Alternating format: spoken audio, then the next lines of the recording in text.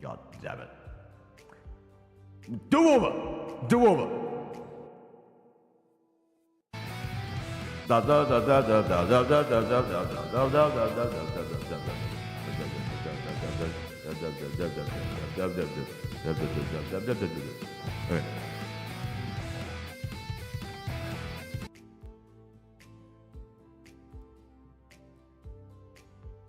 Ladies and gentlemen, this is your main event of the evening. Introducing from Damsar Town, Kuala Lumpur, Malaysia, weighing in at 363.5 kilograms of Indonesian VTuber merch. He is your fellow uptown lowlife, Cornelius. Hello, hi everyone, hi everyone, hello, good evening, good evening. Nope, no scuff. No scuff happening at all, no scuff happening at all. Yeah. If you think that was scuff, that was no scuff. Right? We are in agreement? Indeed we are. Yeah. Yes. Right. Let's see now.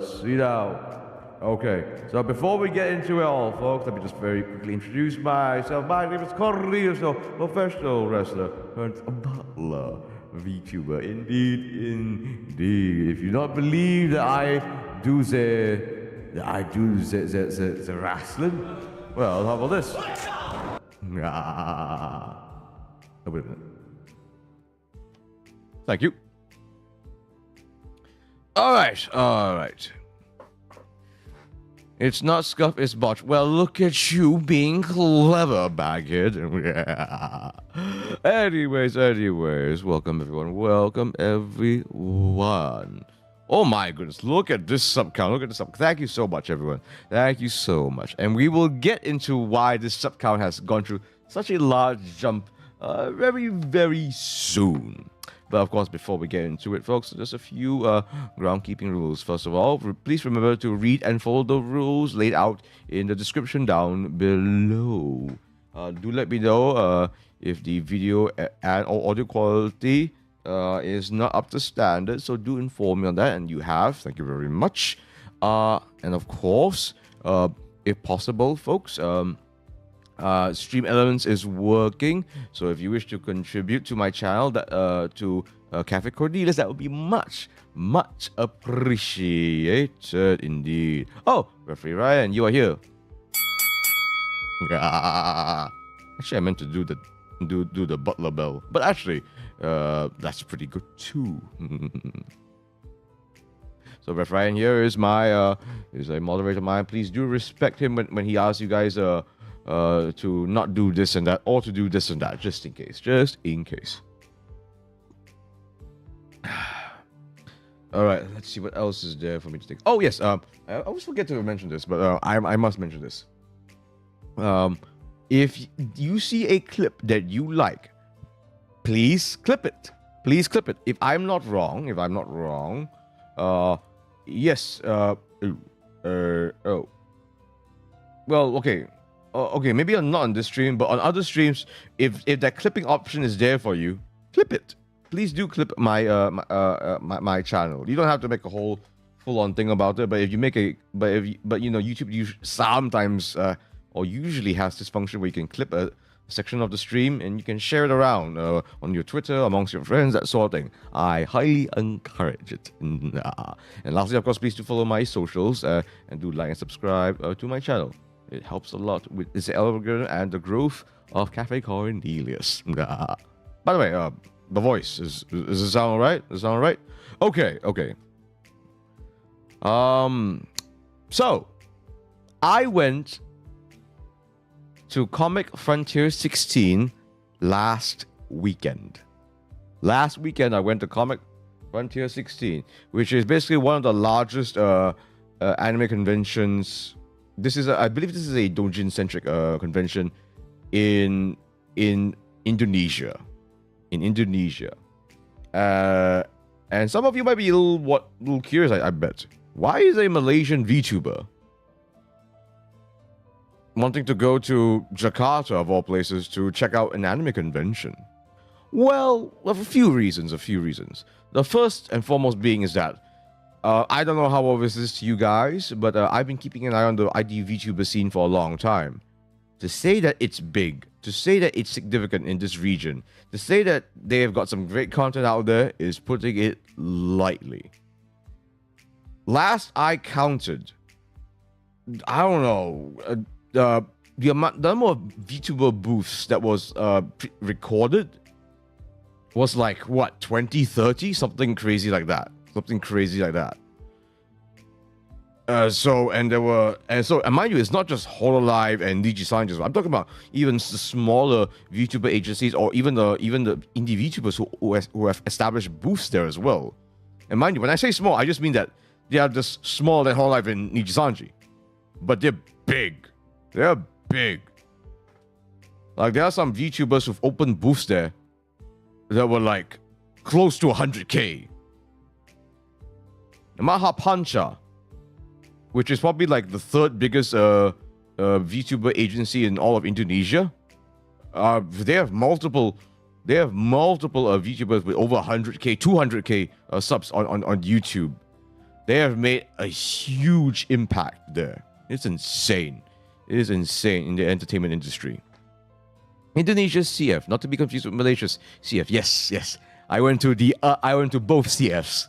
I can say I can arguably say that I am the only Malaysian VTuber who has been to both CFs. Ha ha ha ha ha ha ha. Come, give me applauses, everybody.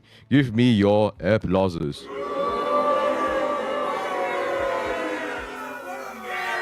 Kiku. Yeah, naughty. So I went there, and now I'm here to talk a little bit about my experience there. And what an experience it has been. It has been a whirlwind of 4 days. Yes, indeed, folks, 4 days. The first day, I call it day 0. It was traveling. Then Saturday, Sunday, it's Comic Frontier itself. Then Sunday was trying to get back alive in one piece, back to Malaysia. So, let's actually switch screens, shall we? And actually get to it. All right. So let's begin with the first thing. Let's begin with the first thing. Let me just pour myself a little bit of hot water just to prepare myself a little bit. But it is not hot water we are drinking initially. No. But you see, folks, of course, I couldn't help but be a bit of a cheeky one. So the very first thing I will show you, and yes, I'm one of those guys that has prepared a lot of photos. How many photos have I prepped? 1, 2, 3, 4, 5, 6, 7, 8, 9, 10, 11, 12, 13, 14, 15, 16, 17, 18, 19, 20, 21, 22, 23, 24, 25, 26, 27.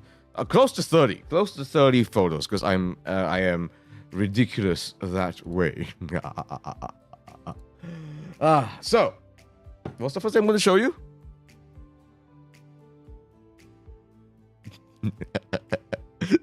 Yes, I couldn't help myself.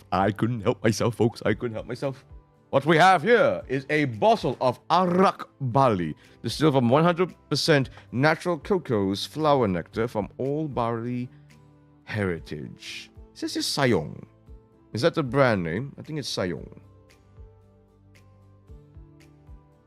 And I believe, and this is very interesting to me, it says here it is diproduksi oleh Nikkei Sake Barley. This is handled by Nikkei, the huge Japanese liquor company? Interesting. So of course, when I came back from Indonesia, from Jakarta, mind you, not Bali, I couldn't help myself. Because yes, guys, they sell alcohol there. I mean, I had bintang beer there too, for the matter. All right.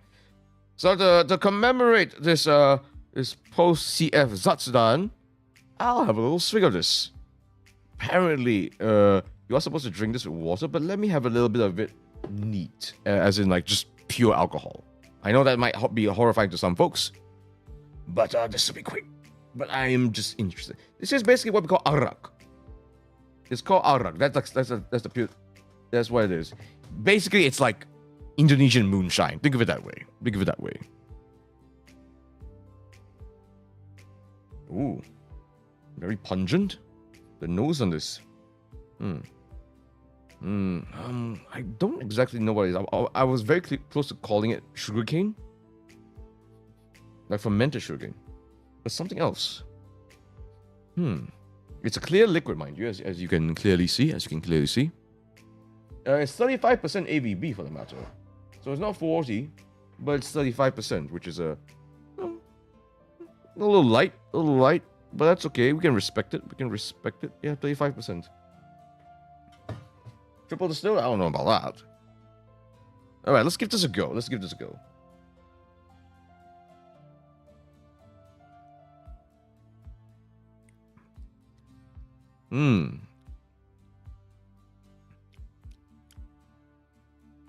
There's no taste to it. It does say natural cocoa, so coconut, maybe. There's no taste to it.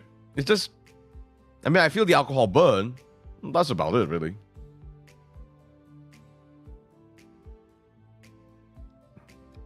A little bit of a tiny bit of fizziness to it. Okay. But, tell you what. What we're gonna do instead? I'm gonna pour this into a rocks glass. I'm going to pour some water into it. Apparently, what you are supposed to be doing is actually mixing this with water because it does something interesting. So I'm going to do that first. Maybe make a cocktail. I don't have the stuff to make cocktail right now. Yeah, no, Mola. It's not absinthe. Absinthe is 70% alcohol. Okay, that's a very, very different beast altogether. Maybe from wormwood, if I'm not wrong. Oh no, it's been a while. All right, so I got my rocks glass. I poured a good hefty bit Let's see what happens if I pour water into it.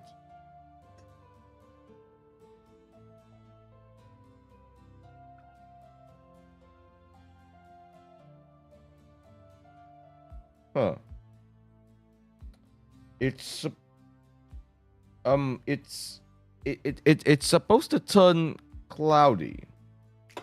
Am I doing something wrong here? Am I doing something wrong here? It's supposed to turn cloudy. This is arak. Why is it not turning cloudy? I'm in trouble tomorrow, guys. Because I was supposed to do a birthday subathon tomorrow involving Arak Bali. And now, I'm not even sure how to prep this thing properly anymore. Oh. Oh, I'm in trouble. Oh, I am in trouble. Hello there, awesome cake. Welcome to the post-CF ZATSUDAN. Okay. Let's finally put this away. Okay. So, let me regale the tale first of day 0. Going to Jakarta itself. Going to Jakarta itself, right?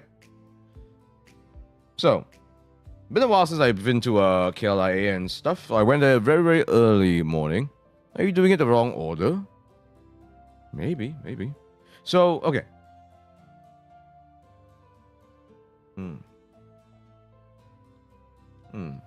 I'm trying with water right now.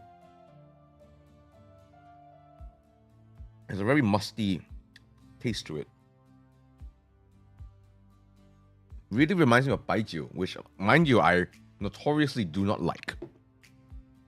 It's like the one type of alcohol that I'm not really into, and this really reminds me of baijiu. You're supposed to stream tomorrow drunk? Not necessarily. But alcohol will be involved, as do most of my my subathons. Isn't it now? Okay. So I gotta say though, I was hoping that my flight to Jakarta would be nice and peaceful. No, wasn't really. First of all, I had a bit of a scare with the whole baggage scan thing, right? So they had this new electronic thing for baggage scanning. Man, even with the attendant, it took a while. And then once I actually got past all that, pretty smooth sailing so far. If any of you have ever been to IDvtuber before, you know that this section where there is like the McDonald's and Burger King and all that stuff, and then there's a really long escalator that goes downwards to some nice carpet flooring. And once you go past the check-in for that, it's like there's no turning back from there. Unfortunately, I had a bright idea of, okay, now I'm sure these fast food stuff here is gonna be a bit pricey. I'll just go into go past the security check and have my breakfast there. So I went there, past the breakfast, and this is what you see. I think this is what I posted on Twitter. Can you see it? Was there a baby crying on board? Not for the flight towards it. I think it was okay. So as you can see, this mommy here is 13 ringgit 20. This mommy express 11 ringgit. This double decker is, was it 8 ringgit? 8 ringgit. Yep. Should have figured. Oh, but that's not all, folks. Chicken and cheese croissant, 21 ringgit 80 cents. Chocolate donut, is that 15 ringgit? Possibly 15 ringgit. I think so. And last but not least,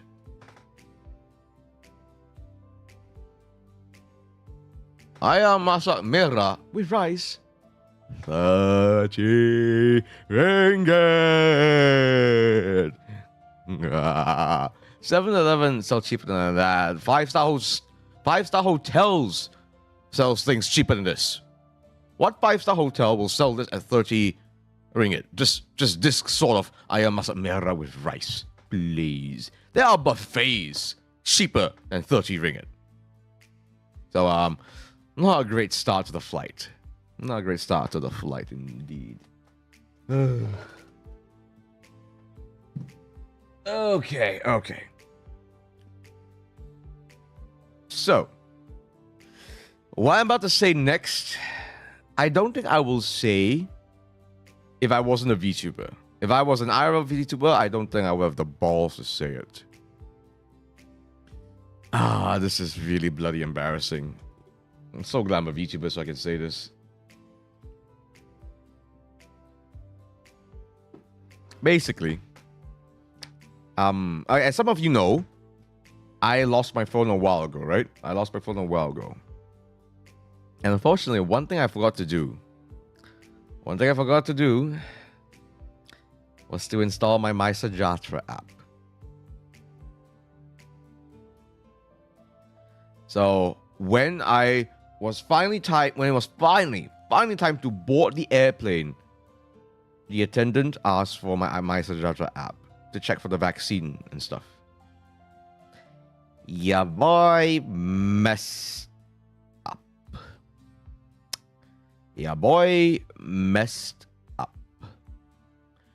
And what's more, so I had to register the whole damn thing again, right? And I thought, okay, that should be fine. There was something wrong with my ZATSUDAN app. You still need that for flights? Yeah. Apparently so.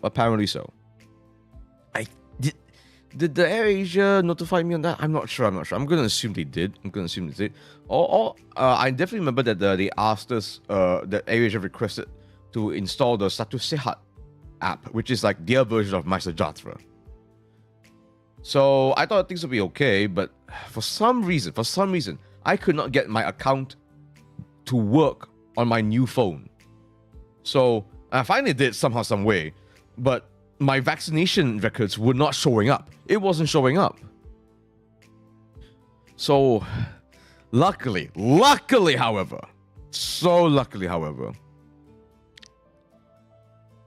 I had my physical vaccination card. I had a physical vaccination card that I could use just in case. Didn't have like all the details, but had most of it, which is like more than sufficient in a way. So that's what I did. I had to show a physical card to the flight attendant. And so I went into the airplane with a ZATSUDAN app, just one without my proper vax records. So that was a scare and a half. Let me tell you.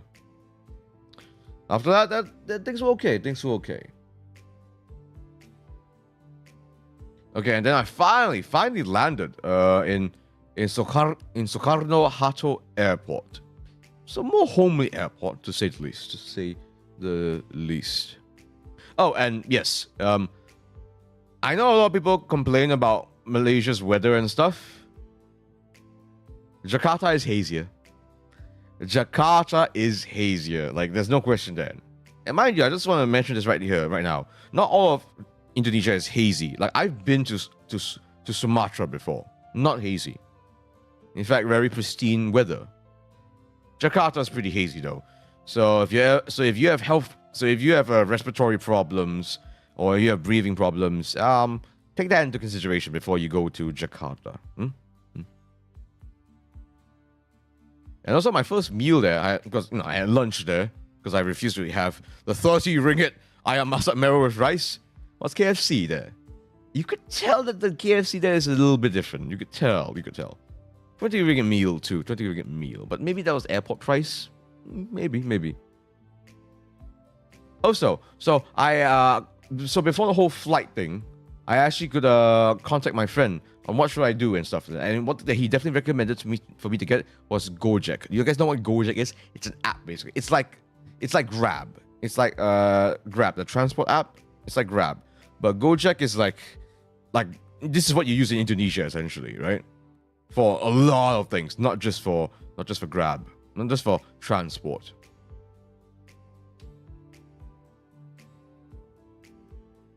So with Gojek, something I learned very, very quickly, if possible. So for us non-Indonesians, right? We don't have local bank accounts.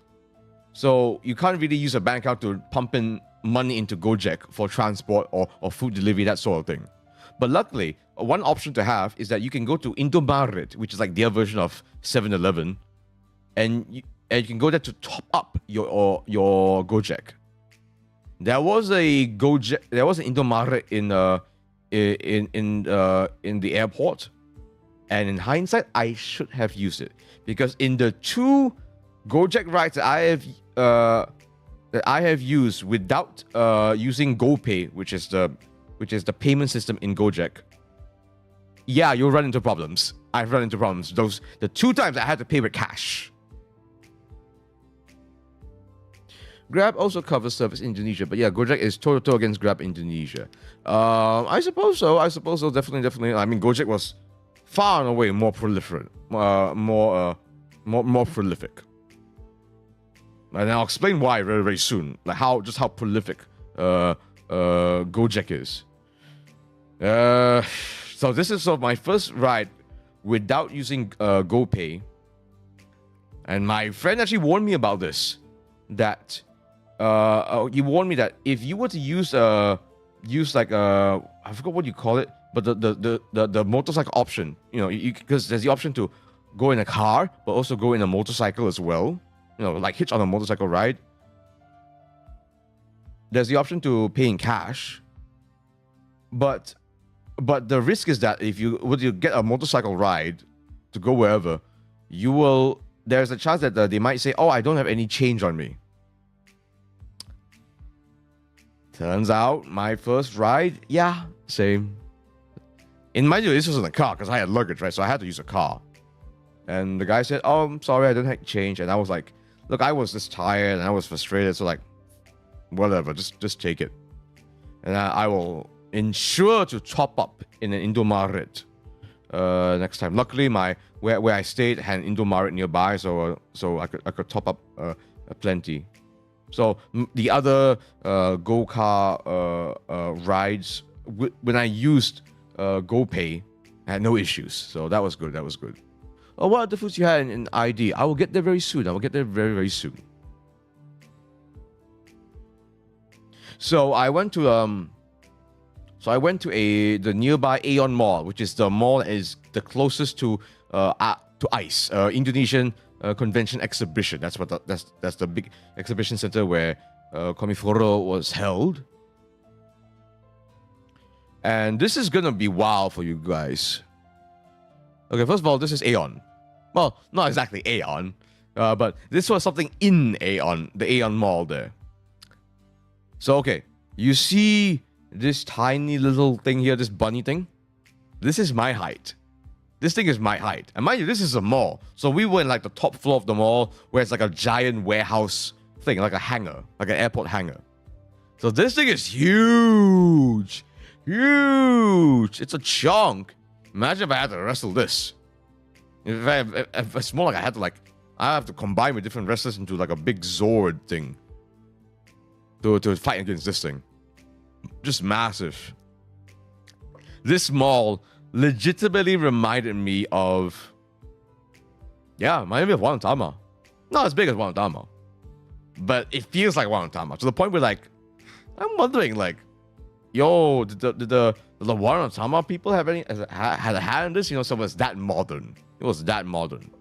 So obviously enough, Aeon was a very, very modern mall, even by Malaysian standards, mind you. So because the area that we were in is called Tanggerang. It's like west of Jakarta, basically.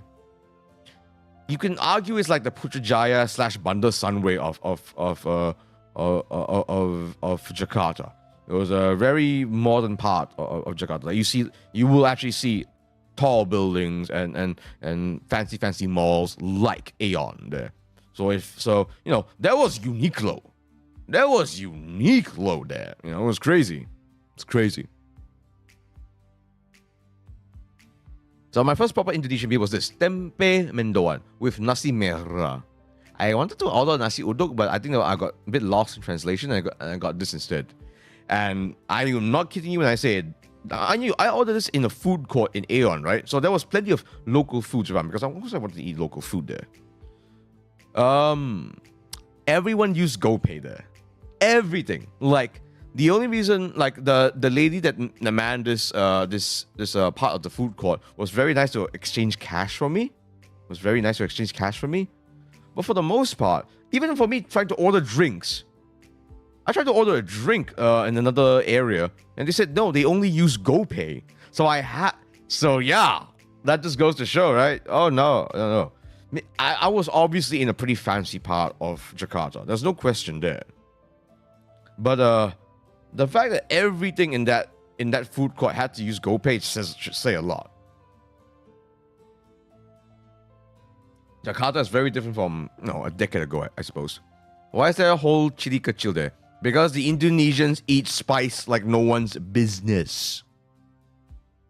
Have you ever seen ayam geprek before? It is basically smashed fried chicken slathered in smashed pounded chili padi. Chili padi. The sauce is just made of chili padi and some other stuff, but mostly chili padi.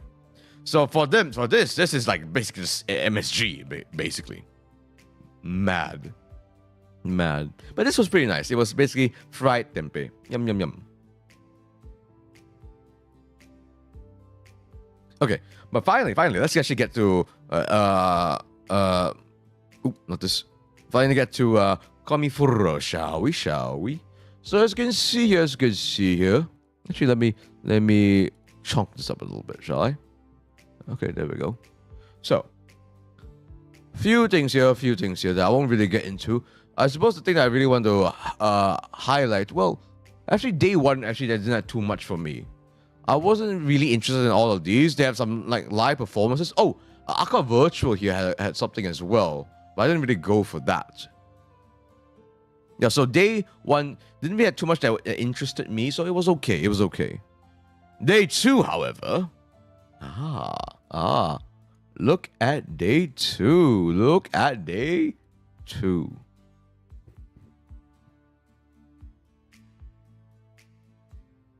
Maha 5. Maha Pancha, basically.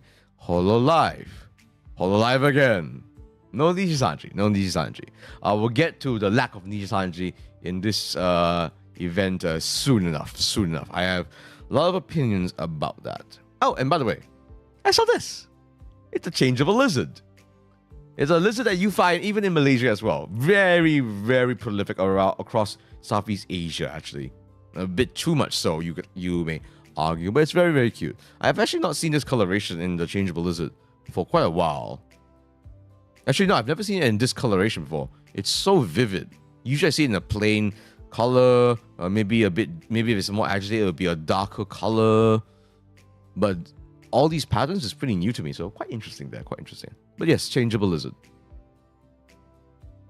Okay, so I finally took myself a this was what's supposed to have happened actually on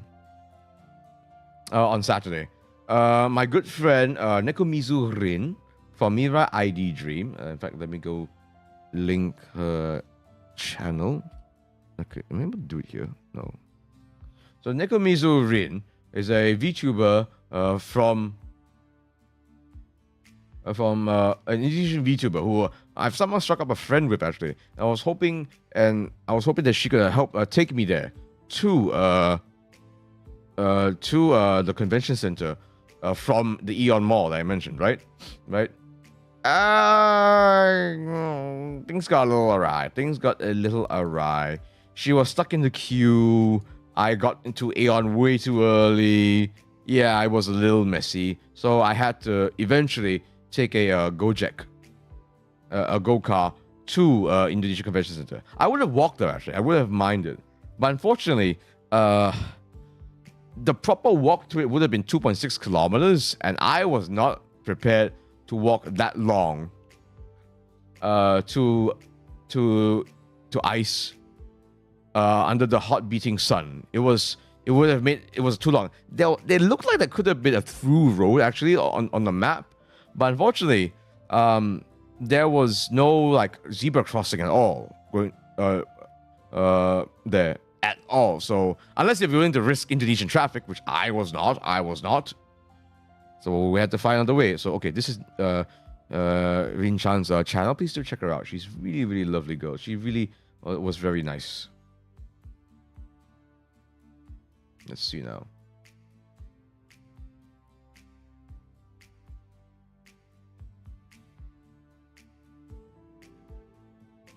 So yes, I love me my lizards. I love me my lizards. Okay, so let me get back here. So on the way there, I saw this. You imagine my shock on the streets on the roads of Jakarta to see this. What the absolute is this? What is this? Look at this. It's like a Disney castle from a very weird dream you will have. From a very weird, very trippy dream. What is this? When I asked the driver what the hell this is, he said, "Oh, this is a restaurant that serves Malaysian food." I'm like, what? Malaysian food? What? But then, it's like a Mos castle? No. I asked a second go-kart driver at the end of the second day. I asked him, what is this? And he said, oh, this is like a studio. I'm like, wait, that's different from a restaurant. Yeah, it's different from a restaurant. What? What? Like, is this a studio or is this a restaurant? What is it? Do you guys know? Do any of you know? Do any of you know? If you do, let me know. Because, like, what is this? This is one of the most bizarre things ever. Just to randomly pop out this Disney on sus-looking ice thing. It's a multi-shop establishment. It's abandoned. It's abandoned. It's a little hard to tell, but you see this bottom area here where I'm pointing at. Let me increase the size of this thing. Okay, you see this? All this is scaffolding. The bottom area is completely empty. In fact, this whole thing is empty. It's bizarre to see this on the streets of Jakarta. Bizarre. Maybe I should ask some of my Indonesian friends what the hell this is. It's so strange. And so, I finally got myself to the ICE Convention Center area. And, things were still a little dicey. Because there were a lot of people there. Lots and lots of people there. As always, the first day of any convention is going to be a lot busier. So what essentially happened was, like, I was lost. I was completely lost because, like, on one hand, I did have the actual tickets. But on the other hand, because I got myself... Oh, and I should mention this as well, by the way. Oh. Bloody hell. I just recalled that I did not... it's fine. I can use that photo. So, what... So, in case if some of you weren't aware, I actually got a very special... exhibitor's pass, actually. Well, not exhibitor's pass. A special pass, technically. I purchased one. They allowed me to meet a very special VTuber. And it also and as a bonus, it also allows me to enter freely for both days. But I wasn't sure where to go. And my Indonesian wasn't great, right? In fact, my Malaysian is not that great either. So I queued up initially in the very, very long queue. Oh yeah, by the way, folks, I would have shown that queue, but unfortunately, I only have video footage of that, and I've not downloaded video footage on my computer just yet because like I said, I have a lot of media to go through, and the video footage will be more for my vlogs that I will be hopefully posting up eventually. Well, I said we'll get there. We'll get there when we get there.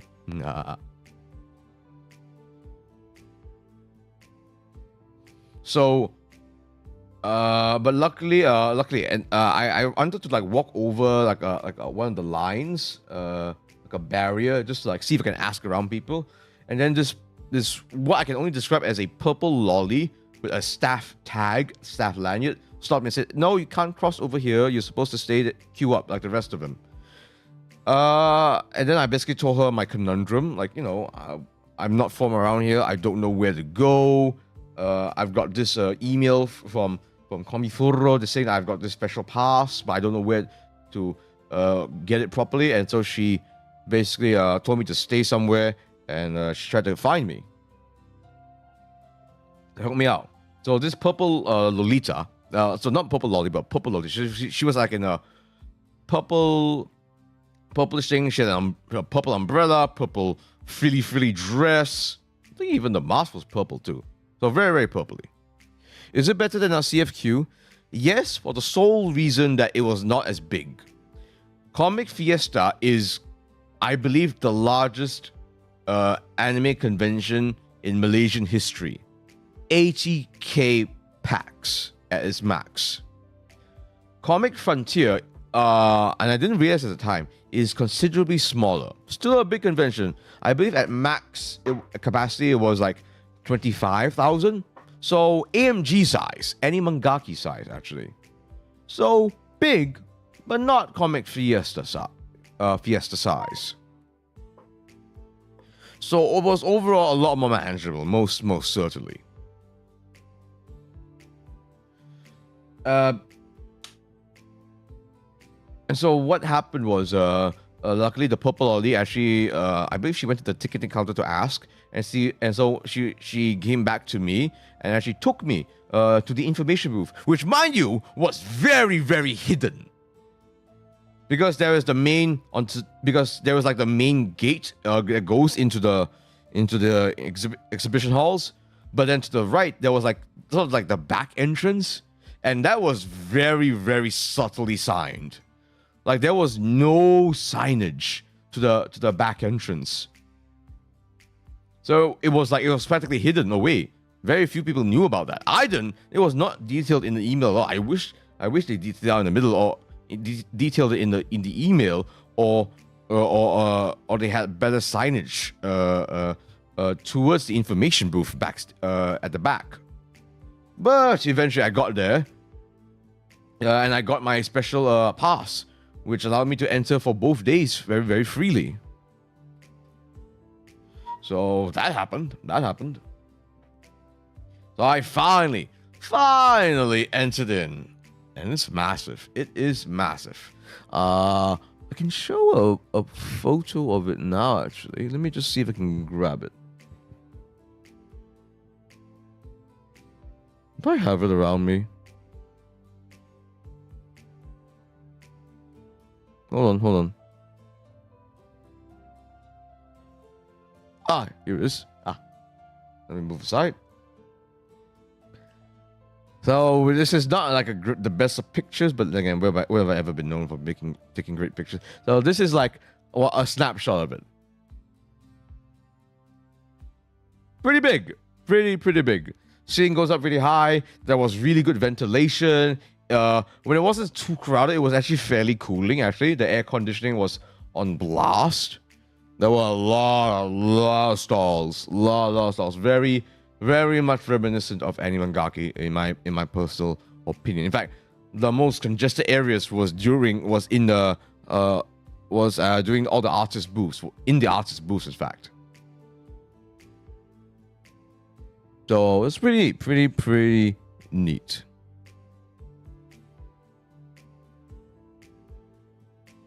Oh. So the first thing I did was head to, of course, to the Rememories booth. So I had to look around for that, right?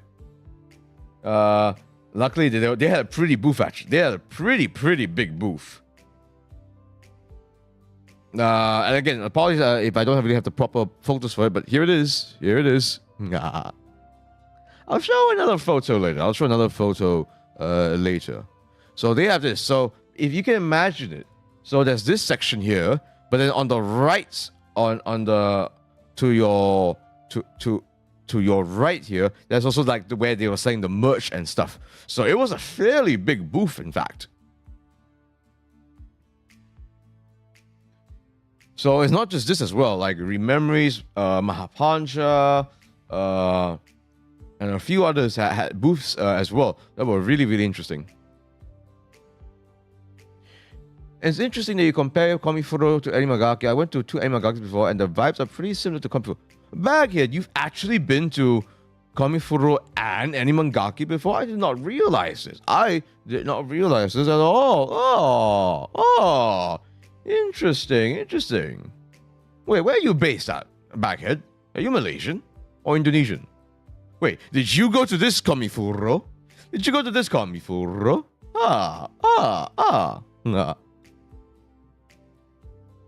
So, okay, so reason why I'm highlighting Rememories first is because, and I know he doesn't like to this mentioned a lot, but you can't help it. I mean, like, in a recent karaoke collab, Rainly was there as well, like singing with the other Rememory people.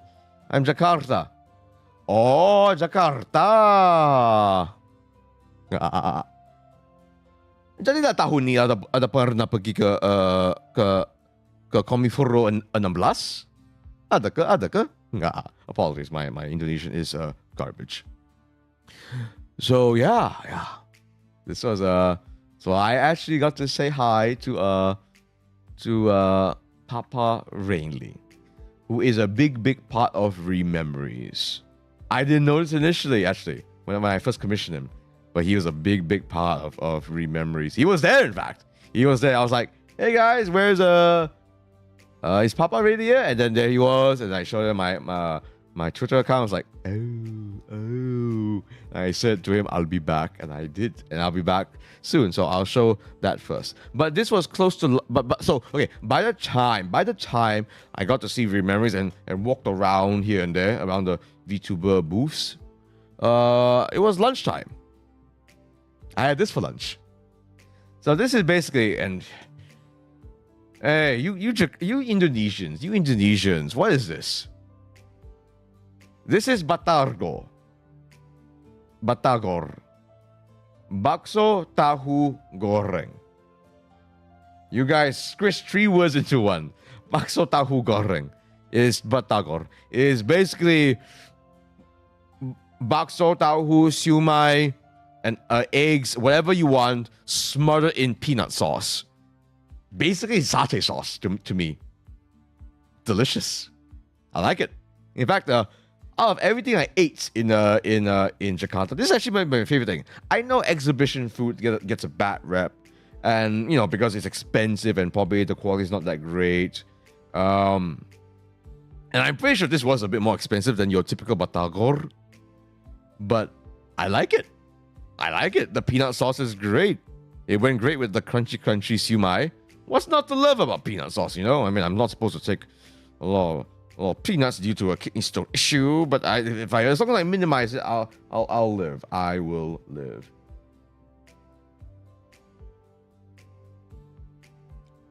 I really need to see what I can do about this arak Bali, because like it is borderline close to taking vodka. Oh boy. Fumi! Welcome, Fumi. Welcome, Fumi, to Cafe Cornelius. As tradition, you guys get all new viewers get a complimentary drink. Tell me, what would you like? You like some beer? You want some Coke? You want some susu pisang? Do let me know. It's not siumai, I think it's wonton. They call it siumai there. Siomay. Don't question it. Okay, they have a slightly different writing system than ours. So get off your high horse, Mola. There are different realities than what we think is standard.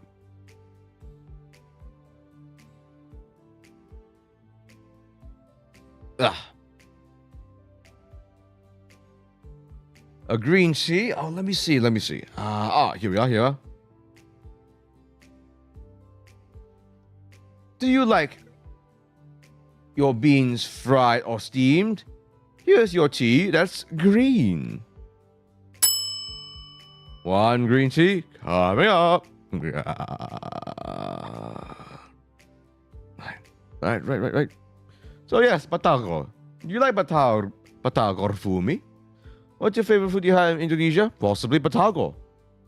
It's a bit of a pity actually, because where I was, because Tangerang is such an urbanized area of Jakarta, a lot of the food there was you see what I ate. But I kind of couldn't really. But the opportunity to try different Indonesian foods was not there for me. So we'll get there soon. Okay. Let me see. Okay. I know this is rather weird for me to highlight. Very weird for me to highlight, but okay. Just bear with me here. So in this signage that you see, yeah, Batagor is good. I know, right? It's good stuff. Okay. So read me with this, folks. Read me with this. Penitipan barang, luggage storage, ruang ganti, cloakroom, musala, toilet, restroom, keluar exit. That's standard. So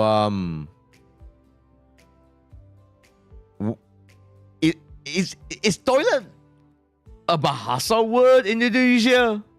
Is toilet a Bahasa word in Indonesia? Because this puts me on a trip. And then what's more, my Indonesian friends who have no help either, because they're like, oh, we also call it kamar kecil. Like, kamar kecil means small room. Kamar means bilik. It means room. Kecil is small room. It's raw. That bothered me just far more than it should. And then ruang ganti sounds hilarious because to me like ruang, I understand that can be like space of room, sure. Is musala like bilik solat? It means surau. It's like a surau essentially. Ganti, to me, it means replacement. So this, to me, seems like a Harry Potter thing, like replacement room. Welcome, my young wizards and witches, to the replacement room. But then they also have a luggage storage. So these two things up here were really, really useful to me. It's not Bahasa, but we also call toilet as well. But why don't you just say tandas or kamar? Yeah. We can say kamar mandi too. Don't watch Hey Smith. Anyways, welcome to Cafe Cornelius. Hey Smith, selamat datang ke Cafe Cornelius. So Anda adalah Hey Smith adalah penonton baru. Hey Smith boleh mintain minuman ataupun makanan gratis dari Cafe Cornelius. Silakan, dipersilakan. Kamar mandi and toilet not really different. One is bathing room. Kamar mandi is bathroom essentially. Bathroom, the room for bathing. Kamar untuk mandi. Just God, every time I speak with Indonesians about this, they get so smug about it. Smug. We use either toilet or WC. We adopt the word, I guess. Selamat datang Rio Kuma ke Cafe Cornelius. Sebab kamu adalah penonton baru, sila mintain minuman ataupun makanan gratis dari Cafe Cornelius. Because if we say kamar mandi, somebody will ask you, are you going to go showering or something? Yeah, exactly. Tandas is Malaysian Malay, pretty unknown word in Indonesia. I know it is. Okay. So the point I'm making in all this is that something that I really like Enmagaki, but man, it would be nice to have ruang ganti and penitipan barang. Remember, guys, I had my luggage with me there because I wasn't about to walk around with this on my head and this across on the streets of Jakarta. I will be arrested so fast. I do not want to deal with the Jakartan police. Okay? Do the Indonesians want to deal with the Jakartan police? No, right? Why I want to deal with the Jakarta police walking around in my booty shorts? Okay? So I had to walk around. So I had to put my wrestling gear. So yes, folks, my cosplay gear, so-called cosplay gear, is my wrestling gear. So this luggage storage space was a godsend. Is this been established in Komifuro for a long time? Because this is really nice. And then this cloakroom, super nice as well. I don't know how I saw it, but when I saw the signs, I had to like go there and check it out. So when I went there, I had to go to the Pinitiban Barang first, right? To store, and that's where I got the numbers and stuff. And it was really cheap too, actually. 10,000 rupiah. I know that sounds like a freaky high number, but if I'm not wrong, 10,000 rupiah is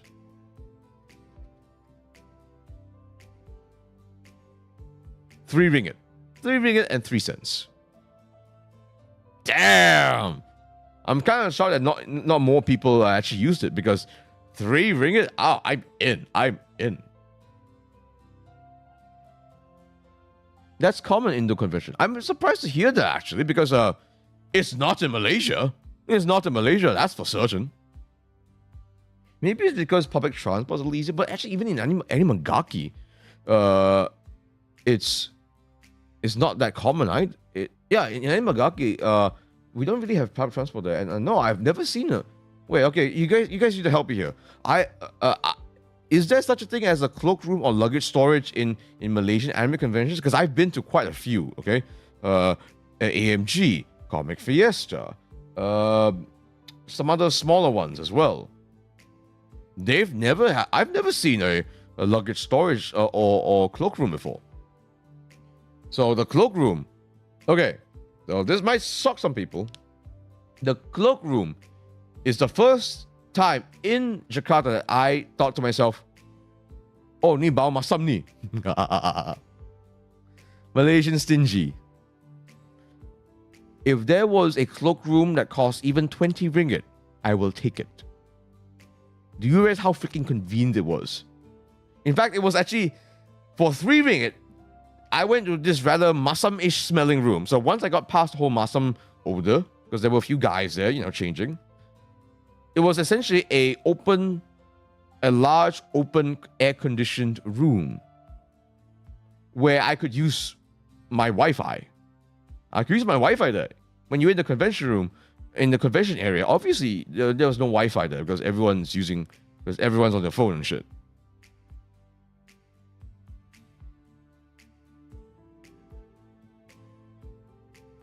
But in that room, I could just relax.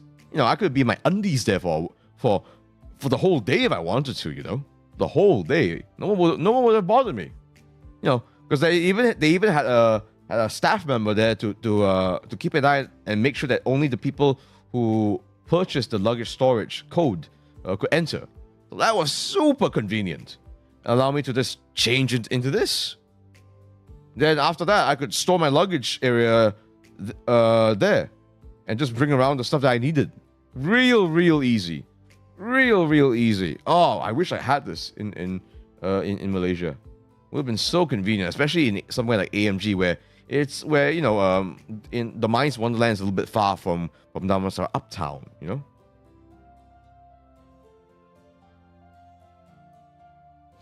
I think there is the option to change in your car, but even then, that cloakroom is still so it was really just really good quality of life, Does that include your riding crop? I didn't bring my riding crop to Jakarta. Like I said, Jakartan police. Oh, fun fact. Once I got geared up, I walked around the convention hall a little bit. Someone recognized me. Yeah, someone recognized me. It was actually a long-time fan of Sean Sipia. You guys know who Sean Sipia is? He's someone I collabed with a little while ago. He's a Indonesian VTuber who is essentially a Chinese teacher, essentially, right?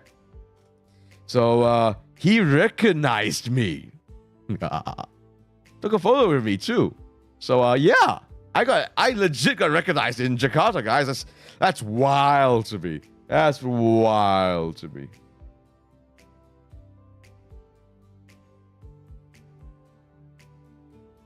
Okay, next up. Okay. Look at this. Look at this. I like this photo.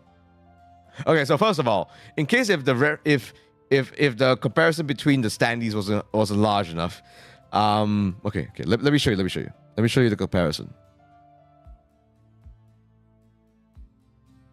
Let's see now. So okay, let me introduce everyone here. So these are the members of Rememories, right? They are legit one of the biggest Indonesian VTuber agencies in Indonesia. They are legit kind of big. Did you use the luggage storage? I thought you bring your luggage everywhere. Okay. For the end of day 2, once the convention was done, that's where you saw it from me, through me. Okay, I'll explain. Jagung pendek. Please don't call me jagung pendek in front of our new friends here. Okay. Aku bukan jagung pendek. Muka ni kayak jagung ke? Ha? Muka ni kayak jagung ke? Ha? Topeng aku enggak jagung. Actually, do you guys use topeng or masker as well? Okay, so Renard, Lily Eveta, Cecilia, Chloe, and Elaine, or Etchi, as she likes to go. She calls herself Etchi. Don't question me. Even I was like, mind you, it was very interesting as well. Actually, the Indonesians, I would say that the average height is actually very similar to Malaysians. There are some folks that are shorter than me. There are some folks my height. There are some folks a lot taller than me. A lot. I'm not gonna say that, awesome kick. I am not gonna say that. What the heck is Chichi? Why is she orang bunian sized? She's like fun sized. Oh my god. And then, it doesn't help that now you can see like a reference here. Like her. And yes, I brought around a silver platter. If you guys saw my TikTok or my YouTube short, yeah. This. You guys saw my TikTok, right? Okay. Hold on, let me link my TikTok. Oh, I gotta do everything for you guys. I'm not saying that as well, Mola. How dare you? You're supposed to be a regular. You're supposed to be on my side. I'm not fun size. I'm appropriately proportioned. Appropriately proportioned, I say.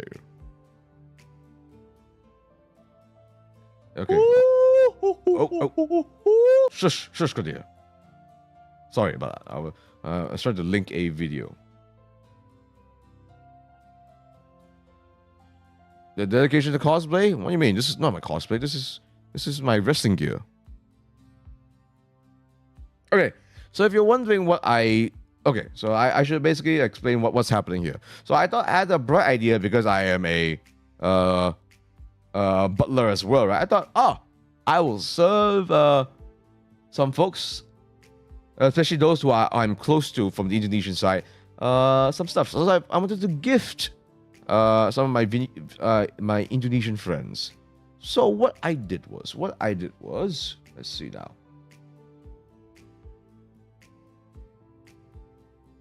I gave Rainly. Let's see, what did I give Rainly? Let me check. I actually got it listed out too. So Rainly got some, I think Java blended tea. Rin-chan, I actually gave her something as well. Ito and green tea. So I gave them like some tea that I could buy in Malaysia. So some extra fancy tea essentially.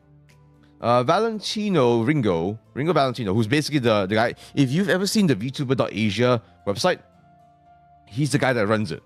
He was on Twitter, really just covering the whole event essentially. So I gave him tea as well. I gave Zen Gunawan tea as well, and I gave Ririsu not just tea. I had a bright idea of gifting Ririsu because she's one of her nicknames is Susu, right? And yes, Susu. No, that wasn't Cordelia necessarily. That was just a TikTok. You know the TikTok video I published this morning? That was her. VR Chama? Yes, that guy. So I gifted him something as well because we actually were in contact with each other actually.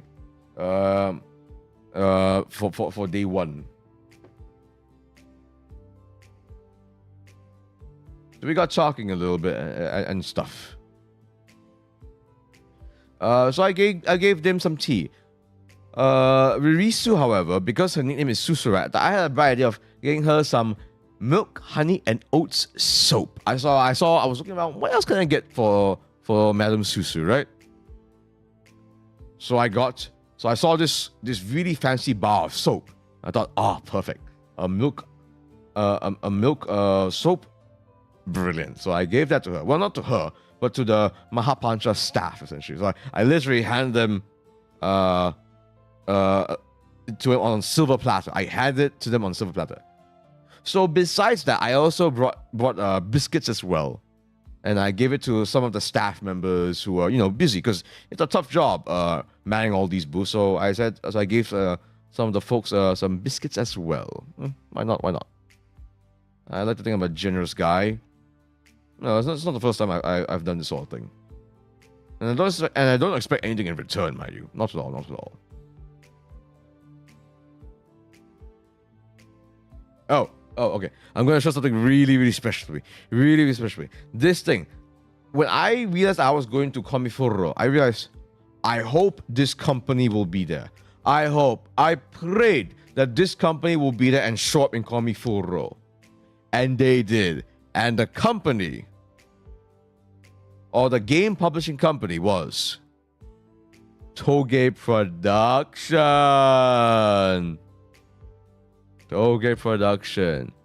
They made a Coffee Talk, and most recently, the incredible game A Space for the Unbound. Oh my god. So I saw this in the early afternoon, and I took a photo of this. And so they had this.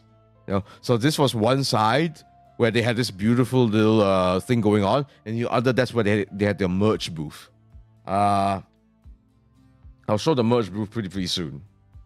My merch pretty soon. If you don't mind, let me just check something very quickly. Just admire this first.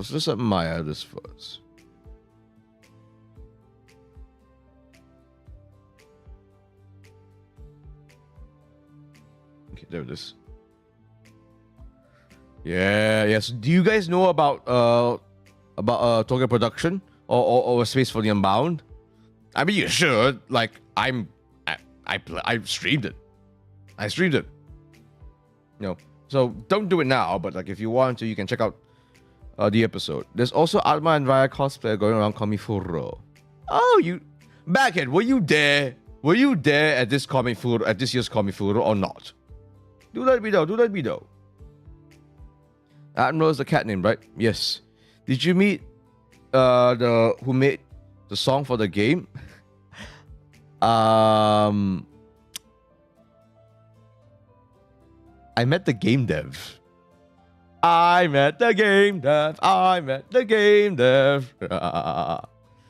saw the ending. You did. I hope you didn't spoil yourself. You should try the game out. It really is very, very good. Oh gosh, I mean, like, this game. I was there. You were. Okay. So here's the link to the final episode of my stream of Space for the Unbound. So okay, didn't have to queue up very long. I went for the 3 p.m. slot, I believe. So okay, this is the crazy part. Guys. Buckle up. I met I believe his name is Dimas or Domas, and he said to me, "Hey, I saw that you actually streamed my game." I was like, "Wait, you I streamed your game?" Yeah, you haven't finished it, right? And I'm like, "No, I finished it. This game ruined me. I see your booth, I want to cry. Oh my god, just Maybe I shall play one day. Absolutely, absolutely. This game is, oh my god. I don't know if this will be my game of the year, but this is my game that made me cry like a child of the year. Most certainly. I just could not. God, I couldn't with this game. I couldn't with this game. It ruined me. Oh god, this game absolutely ruined me. God, this game was... And this game, all Indonesians should be fucking proud of this game. Because this game is a love letter to slice of life Indonesia. It really depicted like what's it like to live in 90s rural Indonesia. I learned about stuff like Cimol and SMR, and just, you know, dealing with stuff that's also very universal as well, told through the lens of Indonesian characters. It is just, oh, gods, you're gonna cry. I feel like crying again. I wish I was joking. I wish I was joking, but this game, it gets me very, very teary-eyed because it just, oh, the emotional hook and crux of this game is utterly incredible. So it was an absolute privilege and honor to get to meet the game dev that created this. Like, and he signed my stuff too. You guys will see some of the stuff that he signed pretty soon. In fact, fuck it, I'll show it right now. Why not? Okay, hold on. I'm gonna have to upload this right now. Oh, man, I wanted to take a proper picture too, but I completely missed my cue. Okay, one second. Yeah, let me get it for you guys right now. Oh my god. Oh man, this game. Okay. It's a bit scuffed, but I hope you guys don't mind. Ooh, there we go. Alright, let me put this behind me. Lovely. Okay. So I know this is really, really scuffed. Just hold on for a second, folks. Oh, jeez. Okay, you see this? You see this CD here? He signed it. I got a signature on this.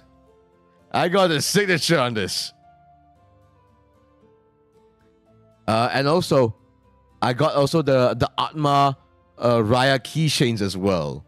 Because I like keychains. My favorite type of merch are R&D keychains. Everything's spinning. Oh, okay, let me just spin it a little more. One second. So I can do this.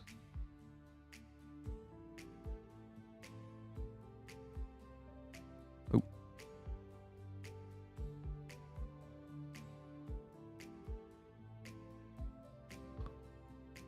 So yeah, here. Let me just show it to you properly. I want to show it to you properly. Come on, one second.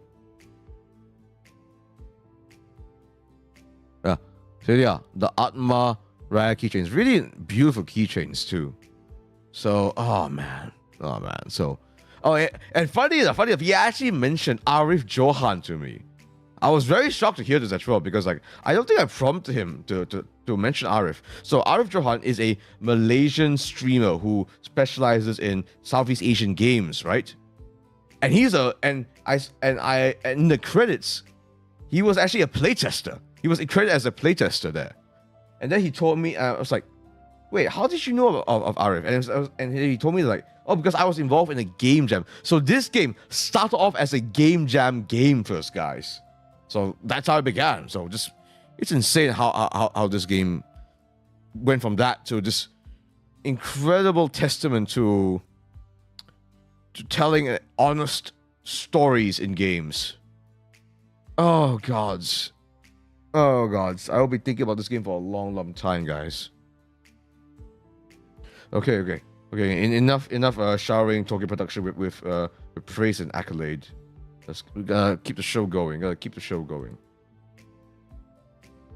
Oh, and by the way, so whilst I was doing all this over the past 2 days, I was interviewing a lot of the VTuber booths. I confirm have not hit everyone. No. I think most of it, I can safely say most of the VTuber booths. So this is including the agencies and the indie VTubers who established booths as well. And there were some that were big, and I will get to those very, very soon, guys. Very, very soon. But first, Rin-chan. So yes, I got a photo with Rin-chan, guys. This is Rin-chan. Oh gosh, it took me forever because, okay, one reason why I had a bit of a hard time trying to locate her was, well, for one, there was no signal in the convention hall, right? You know, because it was crappy. Funny enough, I could sort of get signal if I used data. So I had a pocket Wi-Fi with me at the time, right? That thing would not work in the hall, you know. But funny enough, my data could work, you know, because when you land in a foreign country, you get like some extra data to use, it's just in case, right? And yeah, I could use that, and that sort of worked actually in the hall. So took me a while to get to her. I think partially because, okay, you explain this. Mirai Dream technically didn't have a booth, but they did. But they shared it with an indie VTuber's booth, who was also like a big cosplayer as well. There was quite a line to get to this cosplay. She was very beautiful, very, very well dressed up and all that jazz. But they didn't really have a booth themselves. Well, they sold merch there, but it was kind of hard to tell. I think they call it circle booths, I think. Cute photo. Yes, Rin-chan is very cute. Let me just go down. Let me just shrink a little bit for you guys to see. International roaming data plans. I guess that's the reason. I finally met her, and I could finally give her her tea. She wanted green tea, mind you. I had a selection of stuff, and I messaged her. Okay, between these 4 boxes of tea, which one would you like? And she chose the green tea because she's a weeb. She is a cute little weeb. Is she a ghost cat or is she a snow cat? I think she's a ghost cat. But either way, she's a sweetheart. And I could communicate with her pretty well because her English is excellent, right? So we finally met each other and we could chit-chat a little bit. I wish I could spend more time with her. Because unfortunately, day 2, she was just too exhausted. Big wrestler and small cute anime girl. I don't know about big, but wrestler, yes. Yeah.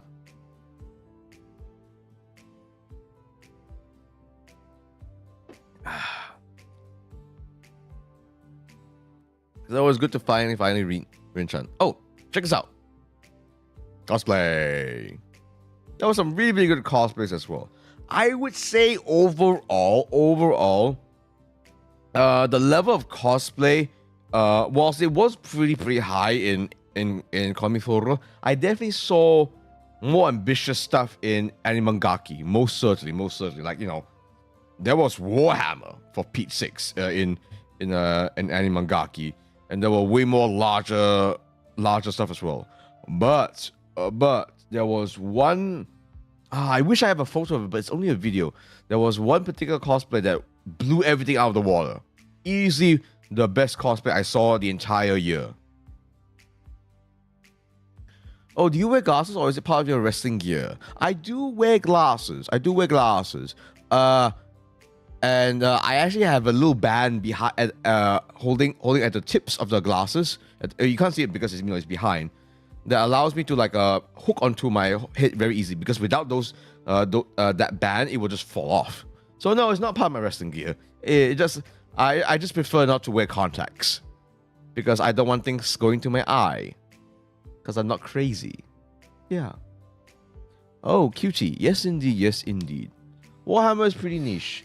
I would say so, but for some reason, I actually see Warhammer cosplay in Malaysia fairly often. I'm kind of surprised by that, actually. Okay, and I believe, do I have the? If I'm not wrong, I'm going to actually try to find. I believe, because I had the Ollie and Kobo cosplay photos, selfies. Here it is. Here it is. Okay. So this is her Twitter. This is her Twitter. Go check her out. She is very, very good. Go check her out, guys. She's HTTPS, I guess. Yeah.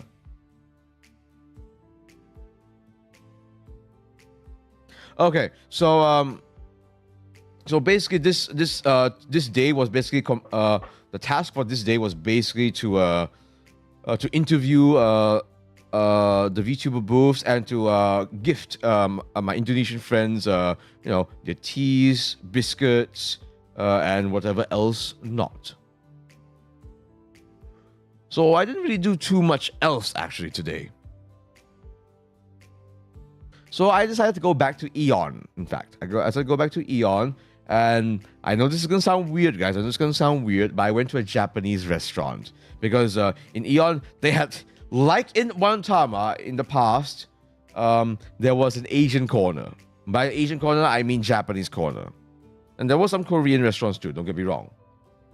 So, and you might be wondering, why are you going to a Japanese restaurant in Indonesia of all places?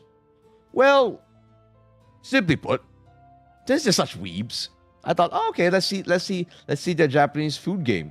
Let's see if it actually is up to snuff, or at least can be compared to in Malaysia and stuff, you know. So I wanted to try that out, and I did. And I saw something very weird. First of all, I'll say this much: the dinner I ordered was, I think it's called Oshitsu something. I've never seen it before, so that's why I ordered it. It's basically minced salmon with was it spring onion or lemongrass? Something else over a bed of rice. So it's like fish over rice, essentially, raw fish over rice, and it was pretty good. They even had a raw egg on it too, mind you. So it was like full on Japanesey. And it was pretty good. Not like the greatest thing I've ever had, but it was silky. It was nice. It was very pleasant. I know for some folks it will be quite underwhelming, but it rounded off the day pretty nicely. However, in the menu, Oshitsu something. I saw this in the menu. So it's a little bit hard to see. So I'm going to increase the size of this thing a little bit.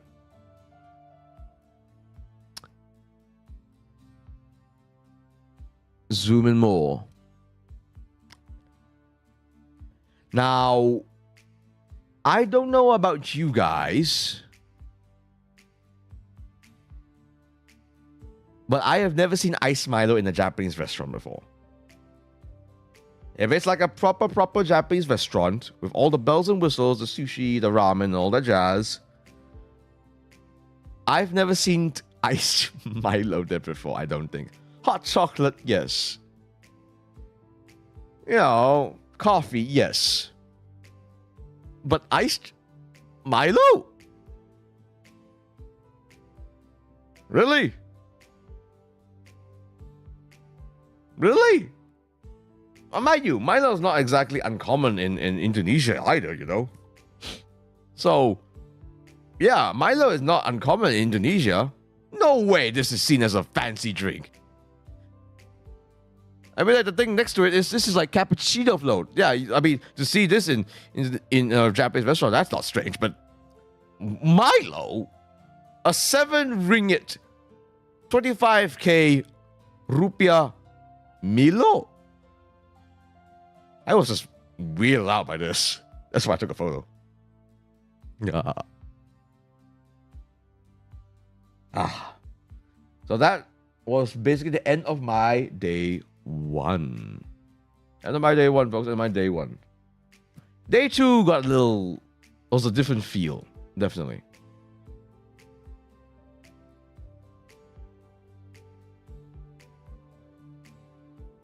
Let's see now.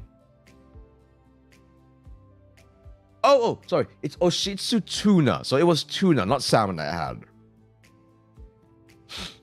Okay, and we finally get to Sunday. And for Sunday...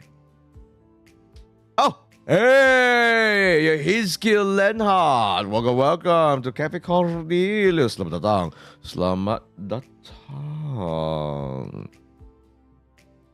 Kami ada satu tradisi di sini lah, Hizkil. Penonton baru boleh mintain minuman ataupun makanan yang gratis. Jadi mintalah. Kalau adanya, aku akan ambil dari speed ride aku. Tapi kalau tiada, aku boleh gantikannya dengan minuman yang close enough lah. That's close enough, essentially. Yeah. Also, by the way, since there are some Indonesians here, by the way, what is the appropriate way to drink arak? Because I thought you're supposed to pour water into it and it'll go cloudy. I poured mine. I think this is sayong. I have arak Bali sayong that I bought from the airport. And yeah, I don't know. Does anyone know how to drink it properly? Do let me know, please.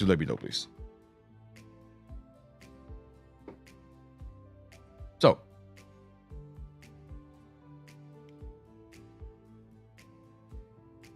okay. So I actually arrived in Niji. In day 3 fairly early, actually. Wait, there's a proper way? You tell me.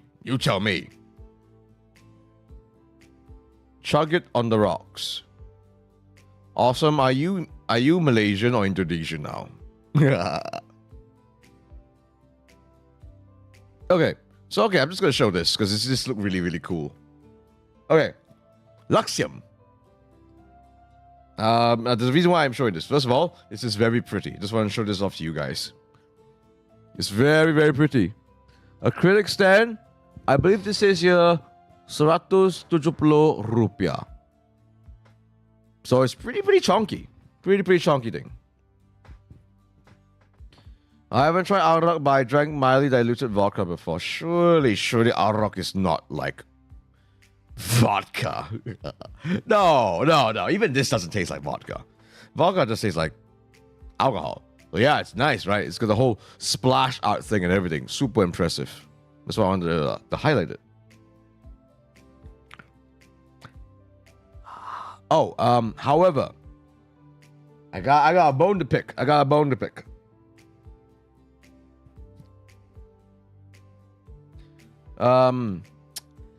So Luxium was a big thing in Nijisan in Comic Frontier. Not Niji ID. In fact, this is crazy to me. I was not expecting this at all. There was barely any presence of Niji Sanji ID at all in the entire convention. In fact, I could only find one booth that was selling Niji ID merch. That's it.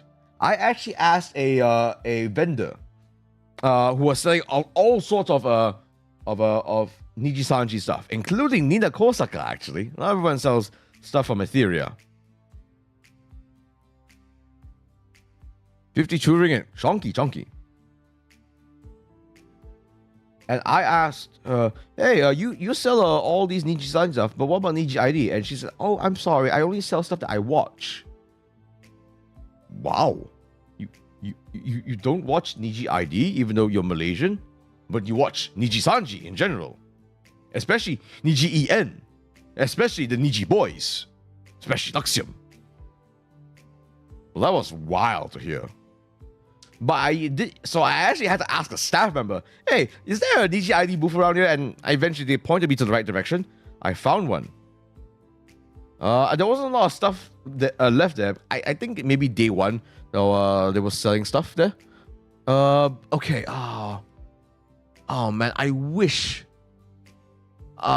This merch pile that you see here is not exhaustive. It is not exhaustive. I'll share it in a tweet. I'll share it in a future tweet. So basically, I got myself a Nara Haramaung and Layla Alstromeria keychain. So these are the two niche ID VTubers I follow a lot. There were some others I follow as well, but they weren't present in time, so I had to get these two instead. There's a booth that has a Taka Rajaman standee. That's the booth. That is the booth, Backhead, right? I think that's the only one. Is it the same booth? It should be the same booth. It should be the same booth. In comparison, Luxium, Nijisanji, Hololive was everywhere. Heck, Mahapancha and Rememories and other VTuber booths, they could represent themselves. So it was kind of shocking, actually. Kind of shocking how far it's fallen. I felt bad for them. Who wouldn't feel bad for them, So to hear that from that vendor was a little shocking. In fact, where is that bag, actually? Where is that bag? Yeah, it was a real pity. Real pity, Because I actually knew about Niji ID before Niji had ever existed. So that was so cool, to see that they were doing all sorts of creative stuff. They have some of the most underrated yet best stuff, Like Alice in Musicland. Guys, check out, just go on YouTube, check out Alice in Musicland. I believe it's on Amicia's channel. God, just amazing. In fact, let me actually bump a photo up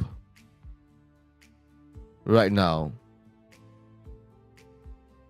Let me bump a particular photo up a little bit. There was one vendor, however. She wasn't selling anything Niji ID, but she was dressed up as Amicia Michela. Amicia Michela's channel has Alice in Musicland. Check that music video out. One of the best things ever out of Niji Sanji, period. Amazing. Full-on musical. Everyone played the part to a T. Zaya was like, of course, the princess. She was being such a princess. God, gorgeous. Nara Haramaung has one of the best covers of Baka Mitai ever. Check out Nara Haramaung, guys. Baka Mitai. A jazz version of Baka Mitai. Damn, she's good. I love it that what is it with Indonesia and smooth jazz? Do you guys have a thing with smooth jazz or something? Because y'all love smooth jazz, and it's showing up in your Otaite scene in a big way. Niji ID's Alice in Musicland got me teary. Absolutely. It's work of bloody art, my good man. Work of bloody art. Okay. Right, let me see my notes here. Yes, I have notes for this. I have a lot of things to show. Oh, you know what else I did in the morning? That's what I did in the morning. Again, I don't think I have the proper photo for this. Okay, one second. Let me just, okay, I can't show it to you right now, but at least let me get it. Let me get it for myself.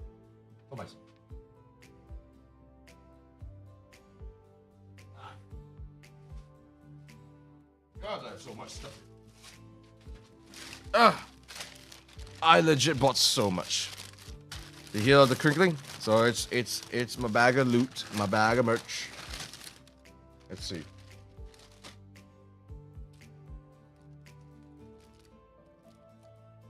Nope. Oh, hold on. I'm gonna make sure stuff doesn't fall out. Oh yeah, that's just as inside. When I gifted Papa Rainley, all the stuff that I did, he gave me back. He gave me like some freebies as well, even though I bought merch from him already. Like, no, give it to your fans, for Pete's sakes. My goodness. What else was there? At least I have it with me right now. So yeah. Amazing stuff, Niji. Go check him out. I highly encourage it. Okay. So what happened in the morning as well was that let me see if I can get his name right. There's actually I was actually aware of this before the event started. There was actually a Dr. VTuber who goes by the name of, if I'm not wrong, Ruki Yahia. Yes. Ruki Yahia. And he's basically a V doctor, like an actual medical physician. Here's his YouTube channel. Go check him out. And he was there with some of his equipment. And you could actually get a consultation from him, actually. So I did. So when I was there, I was like, hey, doc. I was like checking out as much stuff. And then he said my name. I was like, wait, what? How did you recognize me? Was it my voice? Something? Because I have a pretty recognizable voice. I was like, no, because you had your phone out. And I could see your Twitter account. I was like, oh, that's why. Vidya Octaviani. Selamat datang ke Cafe Cornelius. So, Anda adalah penonton baru. Sila mintainlah minuman ataupun makanan gratis. Come. Janganlah malu. How's my Indo, by the way? How's my Indo? So I wanted to check something very specific from him, and that was my blood pressure, because he had a blood pressure device there, right? So you could help me check it in the whole hustle and bustle of the thing. Well, actually, it was early morning, so actually it wasn't too bad. I'm actually his viewer.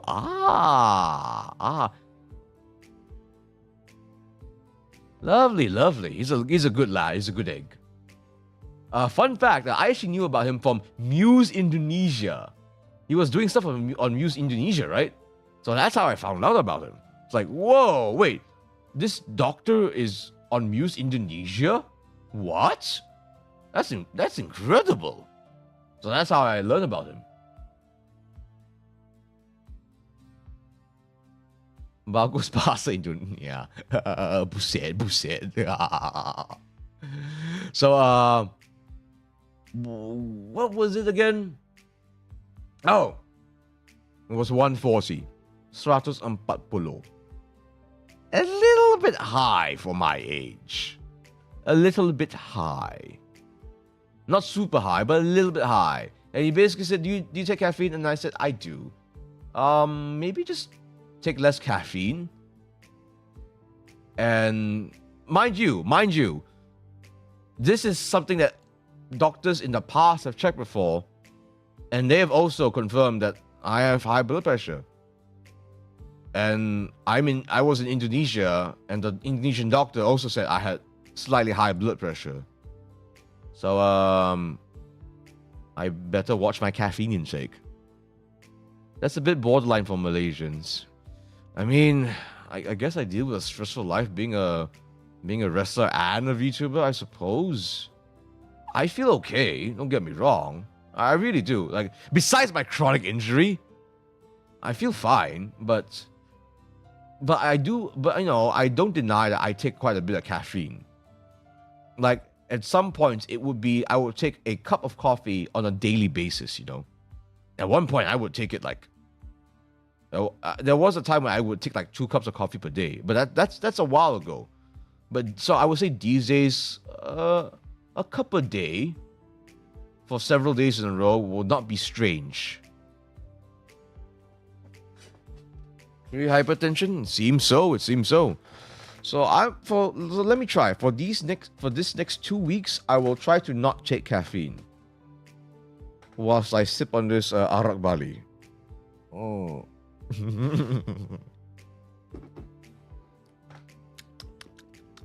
Dr. Ruki actually didn't mention anything about alcohol, not taking alcohol, so our upper border is 140 over 90, so you should take care, my man. I suppose I should.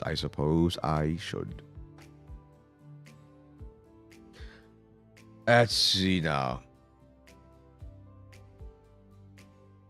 Okay. And finally, once again, I paid 10K rupiah for the cloakroom and storage. I changed. I got out my silver platter. I got out my name cards because for Sunday, I didn't do it on Saturday, but for Sunday, I decided to lay out my name cards, have some biscuits out as well, like biscuit packets. And I went to the upper floor where they were holding the HoloLive meet and greet. And I waited a good little bit too. And it was a very interesting experience there. Very, very interesting experience. So we're getting there, folks. We're getting there. So, how all this transpired? Let me explain. Let me gladly explain. So once we queued up, and I mind you, I was in my gear and stuff. So I was this. Yeah. In fact, let me actually make this even more visual. I don't have biscuits with me right now, but I got this loaf of bread. So imagine if this was the stuff I had. So I basically, for Ollie, I prepared my keychain. You might have seen my keychain before, I think. You know, the one with my smug chibi look. I've also prepared a couple of name cards for anyone else who was interested. So not just for Ollie. And I have some packets of biscuits as well for staff son who was there minding Ollie. About why only one glove? There's a practical reason for that. So the right glove is where I handle things, basically. The left hand has no glove because this is the hand that was holding the silver platter. Because if I was holding the glove with the silver platter, it would be very slippery. And last thing I want is to drop my stuff, drop my silver platter, and everything goes flying. So that's why.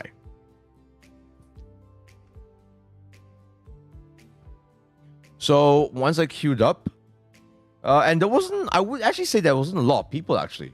In fact, not a lot at all. I kind of knew the reason why. It is because later in the day, as I've shown, 3 o'clock. Yeah, 3 o'clock. Ollie, these four in particular. So at 3 o'clock, there was this HoloLive meet. But this was at the stage. In fact, this was at the stage.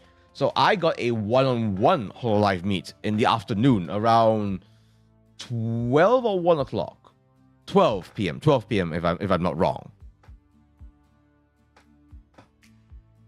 So I had to get there at 11, in fact. So we had to prep a lot. So there legitimately wasn't a lot of people at all, you know.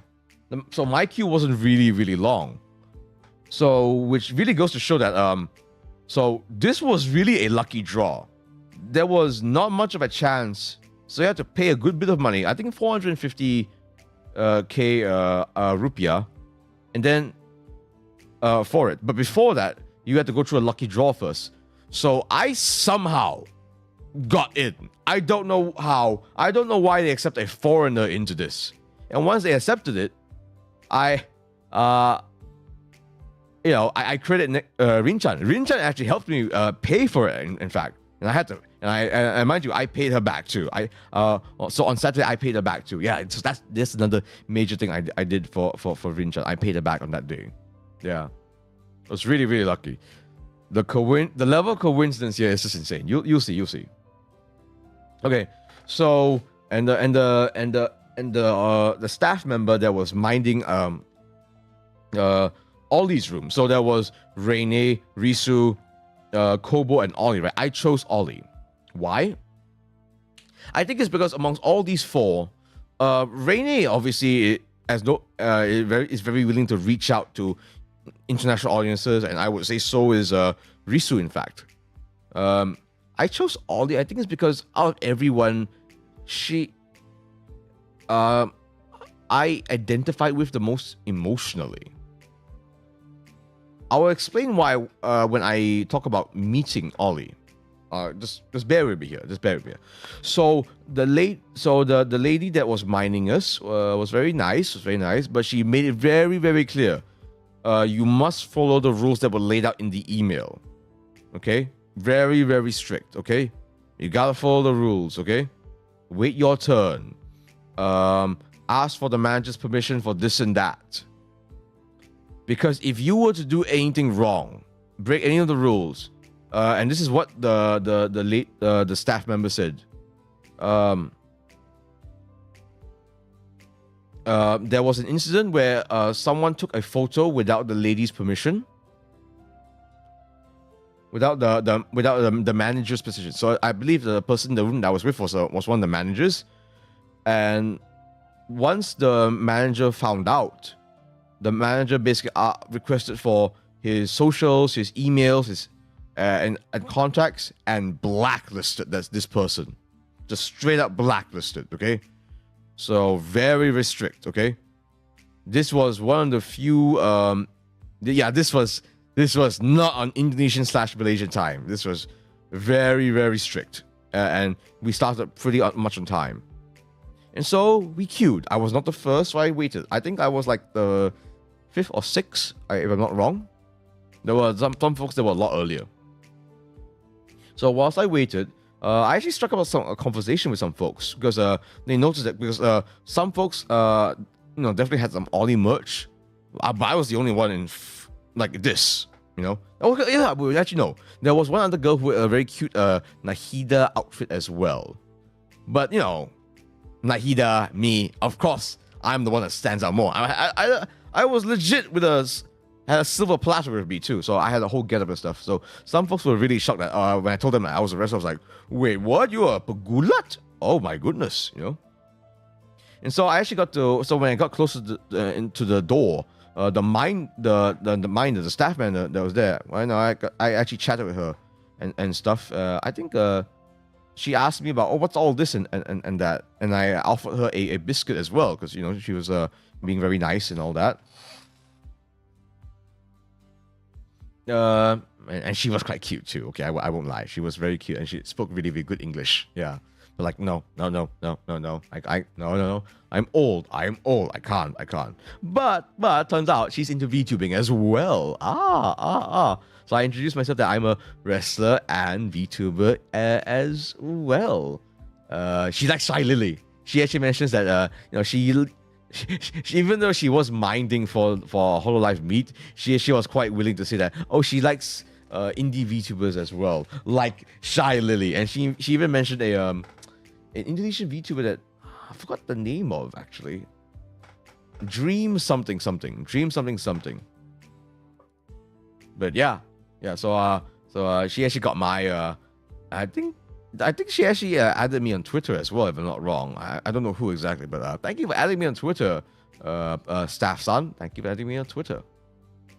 And then it was my turn. Oh, and before that, once the guests came in and came out, a lot of them were like, "Rah, rah." There was one dude that was like jumping up and down. The Nahida was behind me, I think, so I'll talk about her a little bit later. And so I finally entered the room. And there Ollie was. With this, and there was a microphone in front as well, mind you.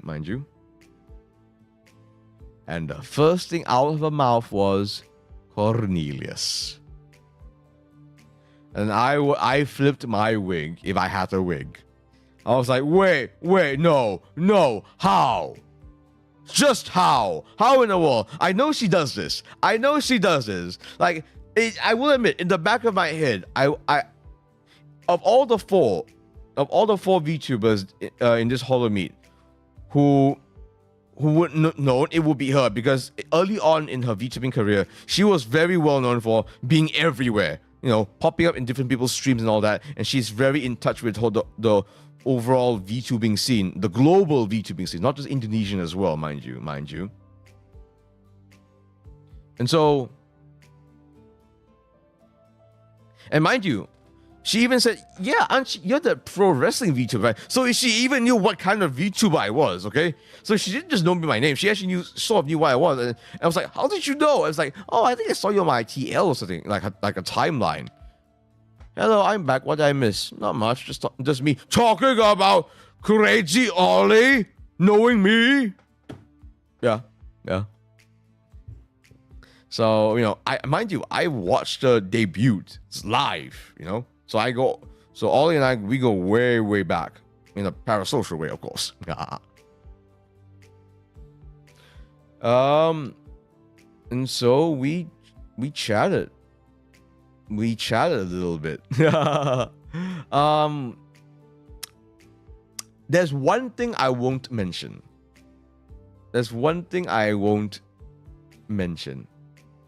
And that's because that's something that's a little bit private.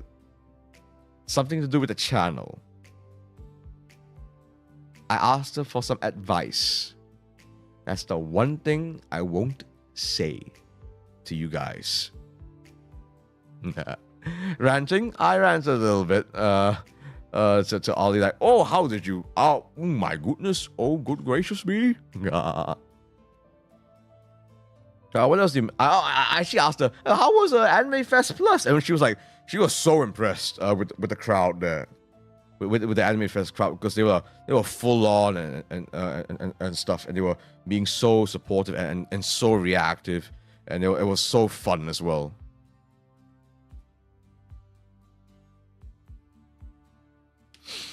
Yeah. So got to chat with her a little bit. So mind you, I saw Ollie 2 weeks ago, and now I'm seeing Ollie again. Worth it. Worth it.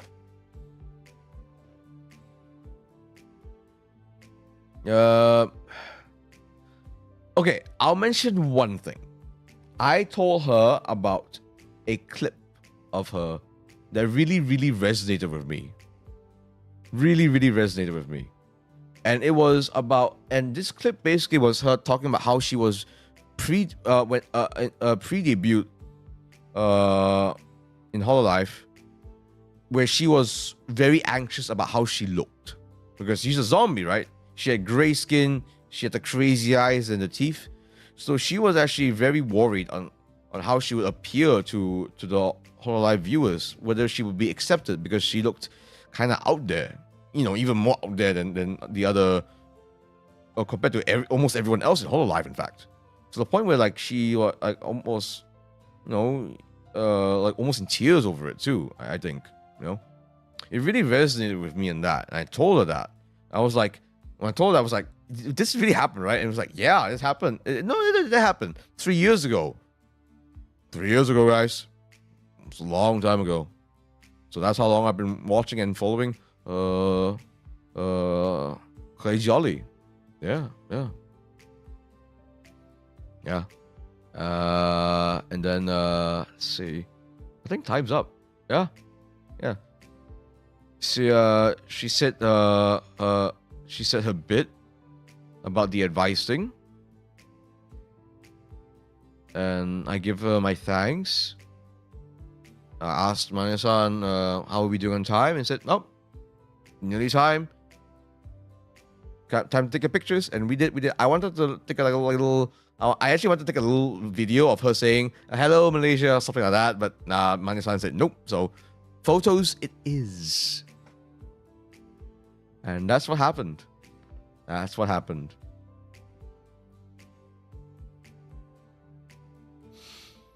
And then once I came out, everyone was curious, right? Because the moment everyone came out, everyone else around the line also chatted a little bit, asking, because they were curious, right? On what did you say to her, to Ollie? What did you chat with Ollie about? And I told them, yeah, Ollie knew me. Ollie said Cornelius, and everyone was like, yo, what? She legit did? I was like, yeah, it was nuts. And we chatted a little bit about the goings on in that stream. And then to the left of me, at the end of the crowd, the last guy, in fact, this guy was actually the guy that was actually late. He came rushing to the staff son. And this is a guy with, like, he was in a suit. He had a sling bag with him. He looked like he came from work. But it was a Sunday. This guy I didn't recognize him, but he recognized me. And his name is Francis. Francis and I. Okay, this is a little bit hard to tell, but let me try to show this here. Let me try to show this here. This is a little difficult to see. But Francis and I both follow an American VTuber named Careless the Stray. Careless is not a big VTuber. Careless is, in fact, I think a channel is smaller than mine, to be perfectly honest with you. So this is her.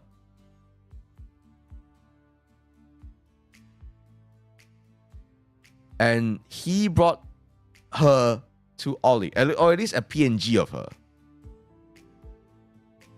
I did not know Francis was going to call me Furo or this Hololive meet. Guys, think about it for a second here. I am a Malaysian VTuber / wrestler who went to Jakarta with no one else, hoping to meet Crazy Ollie. Francis is an Indonesian who did not know I was going to this at all. We are both fans of an American VTuber who is not very well known at all. And he is such a fan of hers that he brought a PNG of her to take a picture with Ollie. And somehow we both got in the same lucky draw. And we went to the same VTuber, same Hololiver. Of course, I didn't recognize him, but he recognized me because this getup is, well, iconic to say the least. And then he said Cornelius, and then he introduced himself as Francis.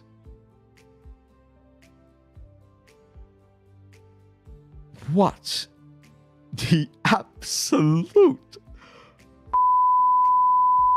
What? The level of serendipity is off the walls. It's off the chain. Are you kidding me? What are the odds? What are the absolute insane odds? It's a small world. No. First of all, no. Jakarta is one of the most populated countries on the planet. I live in a different country. Careless is on the other side of the planet. There were 4 Hololivers to choose from, and we both chose Ollie. What? That is insane. Oh no, he's Gil. Okay, I'm gonna read this for the echo.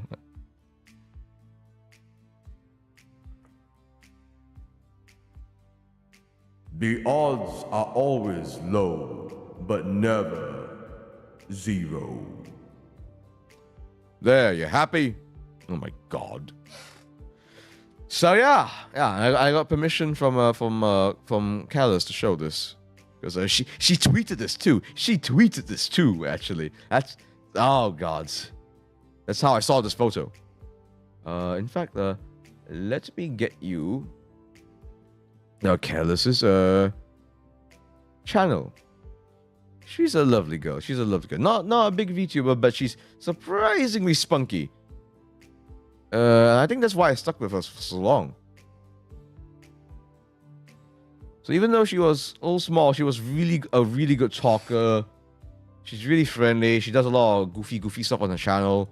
So, and that's kind of why I stuck on, actually. I'm really proud of her in that sense. Oh, you probably heard that. There we are. Come, go, do check her out. Do check out Careless, guys. In fact, you better check her out because coming Sunday 10 a.m. if I'm not wrong, or 9 p.m. EST. Careless the Stray is a participant in my upcoming pro wrestling quiz show, Square Circle Made Simple. She is a contestant in episode 3. So this would be really, really interesting, folks. There are some very interesting guests in that one, so I do hope you guys check it out. I'll be making the waiting room very soon. I'll be making the waiting room very soon. Don't you worry, don't you worry. Like I said, I have a lot of stuff to go through.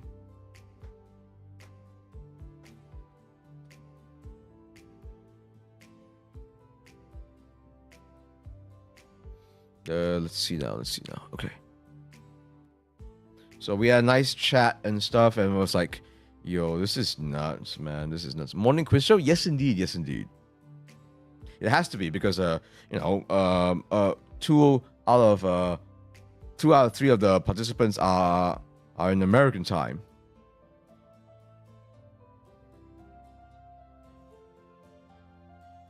Okay, one second.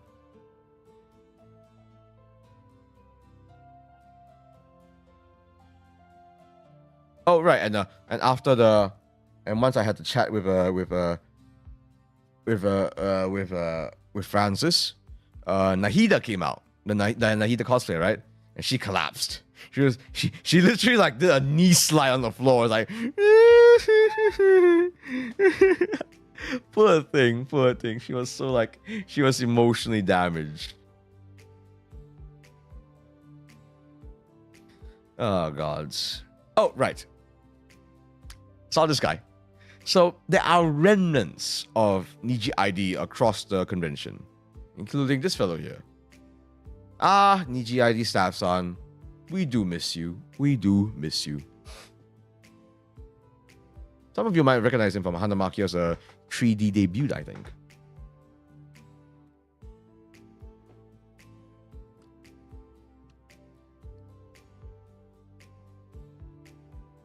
A real pity that...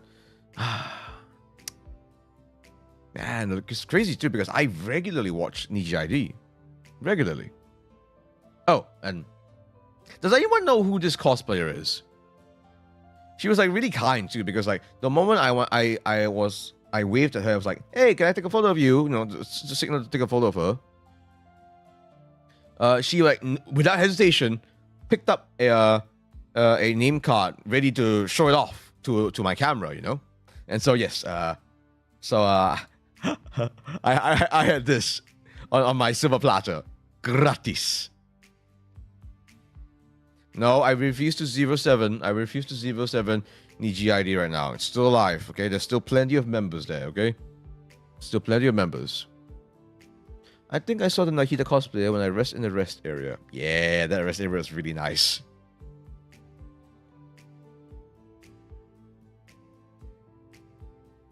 Okay, and we are now coming up to, I would say like 3 o'clock, 4 o'clock, and this was sort of my bad, because I was like, I think I'll be fine without lunch today. I had a nice big breakfast. Did I? Yeah, I had some buns. There was an indoor market where I could stuff myself with food. Teletubbies! Yeah, this is... I was not expecting to see Teletubbies from Mahapancha. So this is Mahapancha. I am not familiar with these two here, the one in the green and red. Purple one I am though. But as you can see, Mahapancha can garner a crowd. They can garner a huge crowd. This is them without it. Thank goodness they could show this off.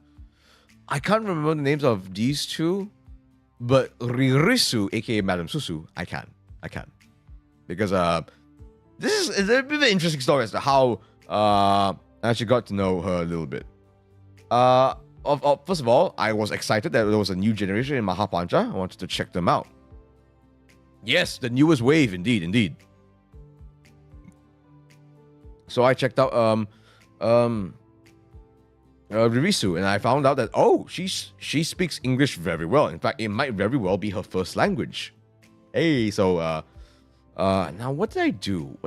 Oh, okay. So how I managed to how we sort of like how I knew her a little bit better was that she had a horror story stream, right, where you could submit stuff. And so I thought, okay, I mean, I've actually done a horror storytelling stream myself, where I wrote my own horror stories. Okay, and I decided, why not? I will submit one of my stories to her, and it was one of the most well-received stories in her stream. In fact, it was the only English one as well, and she was very game to translate it paragraph by paragraph to Indonesian. So she read in English first, and then she translated it to Indonesian thereafter. So she was very kind. Susu Meru Merdi and Hera Galatea, I believe so. Terima kasih. Back here, makluman informasi ini kepada kami. In fact, yeah, Fluffit lebih actually link that of mine. So she was really impressed by that. And so I was there at the stream as well, mind you. And she was like, whoa, did this actually happen? I was like, no, this isn't. I was like, what did I say? I was like, I'm not telling you. And then Madame Susu was like, no, you gotta tell us. And like, okay, fine. Because I my horror stories are meant to scare people, not terrify them. So I told her, no, it's just purely work of fiction. It's purely work of fiction. But it was one of those stories where the topic was actually VTubers. It was a VTuber-centric horror story, right? So I could get under people's skins, essentially. Let's see now. Let me check. Okay, here it is. I believe it's even time-stamped as well. Here you go. Oh. Here you go. There we are. Okay. The link to that particular horror story is in the chat, so you can check it out after the stream is done. And so I think by this point I was kind of exhausted because you have to understand, whilst I was doing all of this, I was also filming, I was also interviewing the different guests as well, the different VTuber representatives there, you know.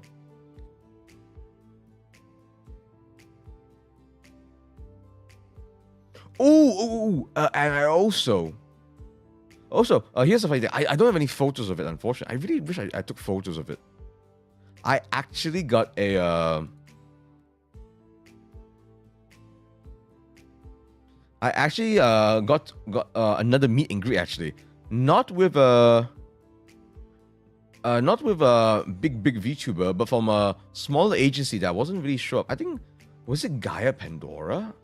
I think so. Okay, let me just find it very quickly. So basically, it's one of those meet and greets where there's a webcam and you can see the VTuber, and when people pass by, you could hear her voice, essentially. Yes, it's Alicia Putri. So I got to meet Alicia Putri as well. I was a little scuffed because I couldn't really hear her properly. She couldn't really hear me properly, I think. But I got a name card and all that jazz. So this is Alicia Putri's channel, guys. Go check out. She's from Gaia Pandora. Well, I was kind of surprised because I believe they were the only booth that did that, where there was a VTuber that you could actually interact with there. I think she has a stream of it too, so you can go, and I appeared in that stream as well, so you can go check her out there. So by this point, and this was around 3 o'clock, I think I was spent. I was exhausted. I interviewed so many people. I took so many videos to the point where I forgot to take cameras. Oh, but before I left the convention, I finally managed to find Rumi Naita. Who some of you may know is an Indonesian friend of mine. What does it mean, Indonesian VTubers? also very good in English. I think that's going to be a through line for me when meeting up with Indonesian VTubers, that they tend to be pretty good in English, because, you know, what, you expect them to rely on my Bahasa? Please.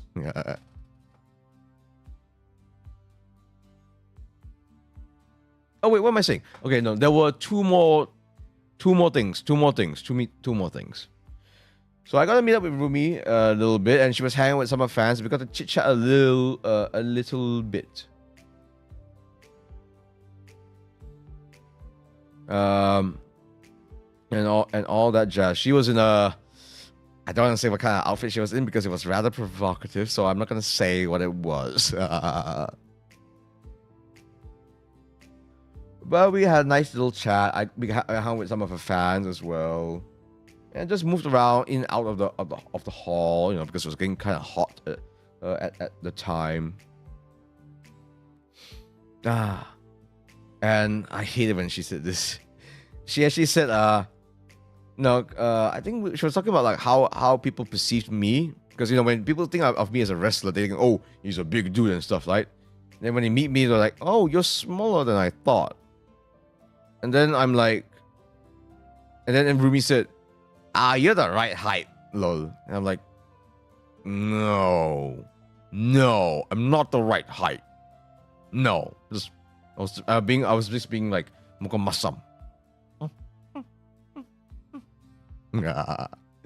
And also fun fact. Let's see, where was it? Where's that Kobo pic?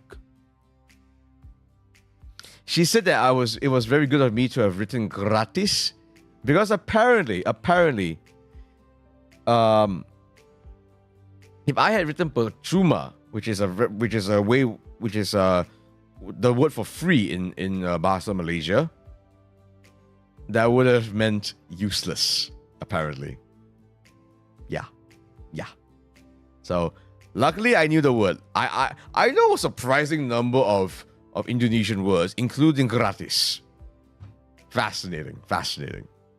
How it's so similar yet so different. Yep, can confirm. Good. All that watching of you Indonesian VTubers is paying off.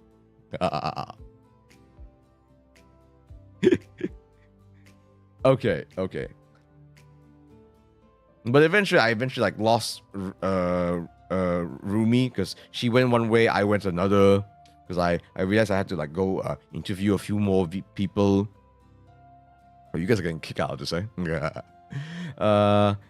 And then I actually interviewed her in the morning. I showed her who I was and stuff.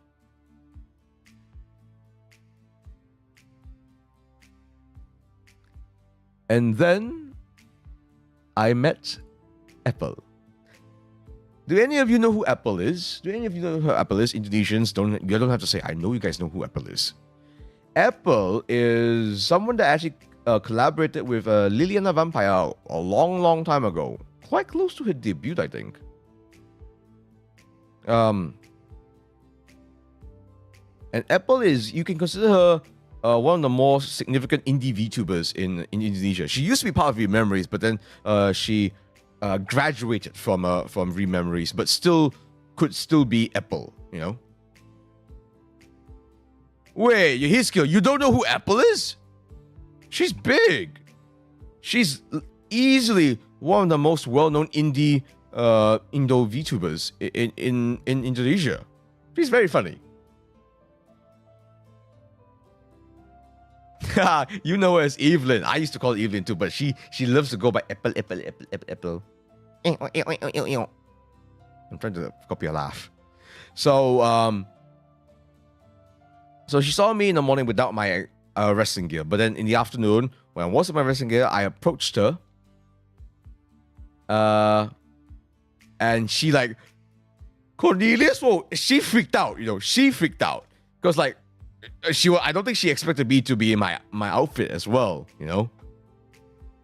And so we got chatting a little bit and stuff. And I did in fact interview her. I took a selfie with her, and so she was really nice. And she is a trooper. Because she was in this outfit. So, okay, it's a little hard to see.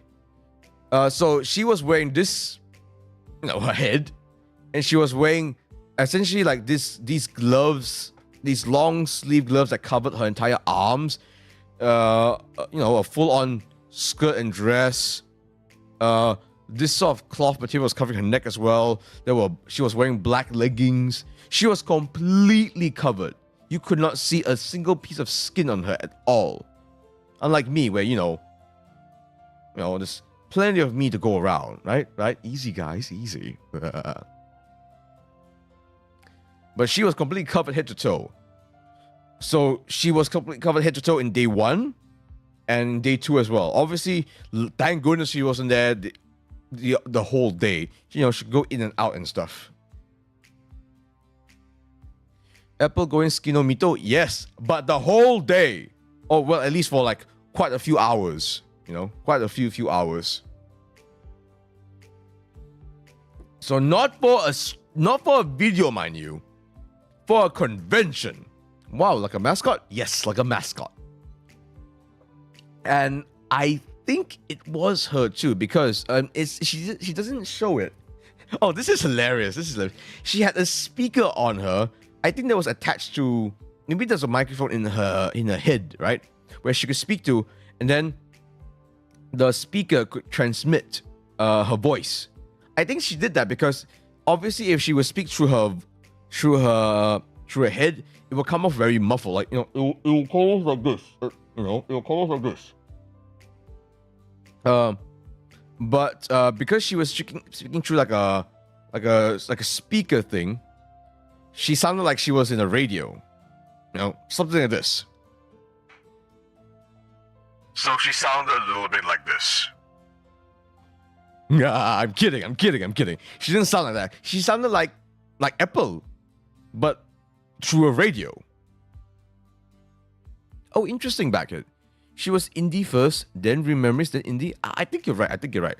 But if I'm not wrong, her Rigger Papa did not change. What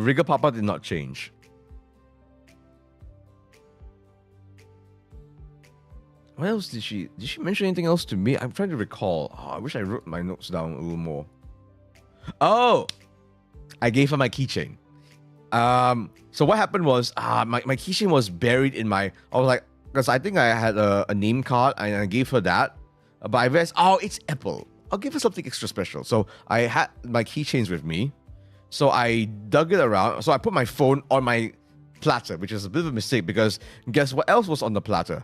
Gratis. The gratis sign, right? And so some cheeky fellow actually said, tengok tu, phone gratis. I was like, jangan. I was rummaging for my thing, right? So I finally got it out, finally put my phone underneath back in my hand, and I gave her my keychain, and she really appreciated that. She was like, "Oh, thank you so much," and like it was really, really sweet. I'm really, really glad. So that was another big highlight for me. Because I genuinely was not expecting Apple to be in this at all. It was nuts. Mad respect to Apple for this. Let me link a channel now. Not that I need to. You guys can find it yourselves, but I'll do it just because I'm being nice.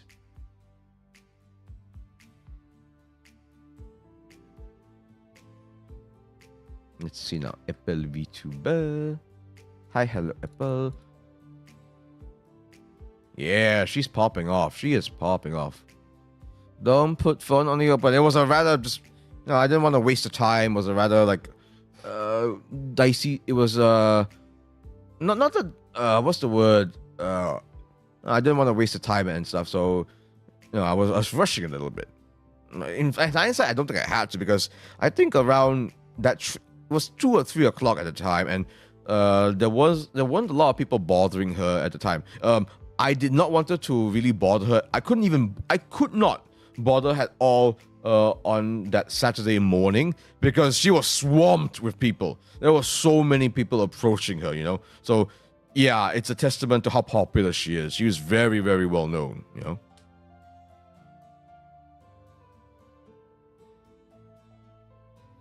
Let's see now. Let me put this away.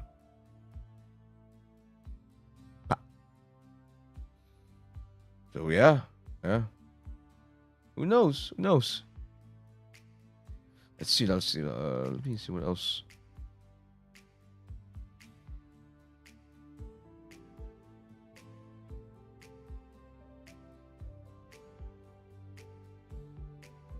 Okay. So the day was winding down for me. I was getting exhausted. I would have stayed on for Ollie and Risu's a segment at the main stage, but then guess what, guys? They were speaking Indonesian, and yes, I can somewhat understand a little bit. Yes, that's true. Tapi mungkin sebab penonton mereka semuanya warga Indonesia, sepertinya mereka cakap secara pantas, dan aku juga penat. Tak apalah. They were speaking very fast. They were the speakers were being very echoey and loud, and I could barely hear them. So like whatever. Big crowd though. Big crowd. Big crowd. Look at that. And mind you, you thought this was big. No, Kobo's crowd was bigger. How did I know it was big? Well, when I went back up to the cloaking room to get changed and just unwind, I hear, "Oh Asmara, la la la la la la." Everyone was singing "Oh Asmara" by the time I was up there. If I'm not wrong, it was what time was that? Around 4. Yeah, around 4. Just oh god. Yeah, so around 4 o'clock, 4:30-ish. The crowd was crazy. Gosh, there must have been so many people. Was it several hundred or 1,000? By the time it got to Kobo and Rene, it was close to 1,000, I think. It's close to 1,000. Packed. This madness. I could hear them too.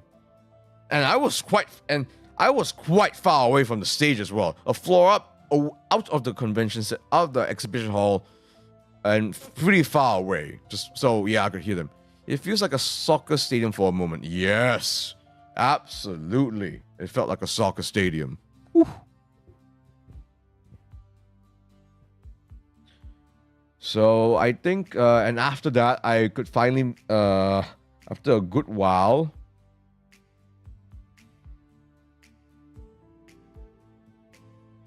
I decided, right, it's time for dinner.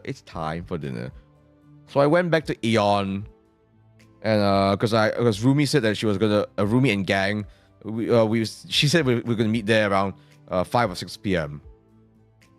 That 5 or 6 p.m. became 7 p.m. And then, but I was still hanging around in Aeon, just relaxing a little bit, exploring around, marveling the fact that, oh gosh, this is so one-otama. Got myself a little bit of a avocado ice cream. Didn't taste much of avocado, but it was okay. It was cooling.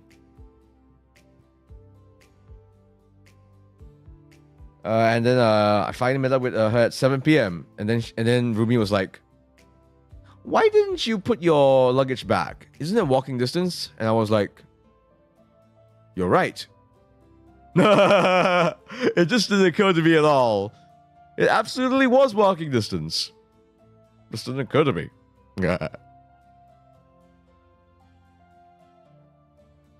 We had pizza. They wanted pizza, so we had pizza. I thought that was rather cute that we were having pizza. I to be fair, I had okay, you guys need to help me out here. I had sambal menta. Is that what it's called? Sambal menta? Like salmon sambal menta. We ate in a pizza place, but we got order pasta as well. And it was quite good for us to order. It was smart of us to order our own individual dishes as well, because the pizza was quite small. It was pretty nice. Don't get me wrong. Yes. Correct. Yes, sambal mata. Yes, so I had chicken. I had ayam sambal mata actually with rice. Pretty good. Wasn't very spicy. Maybe because we were in Tangerang and it was a pizza. It was a Italian place, but it wasn't very spicy. But it was really nice. There was like a lot of lemongrass and chilies as well. It was really tasty.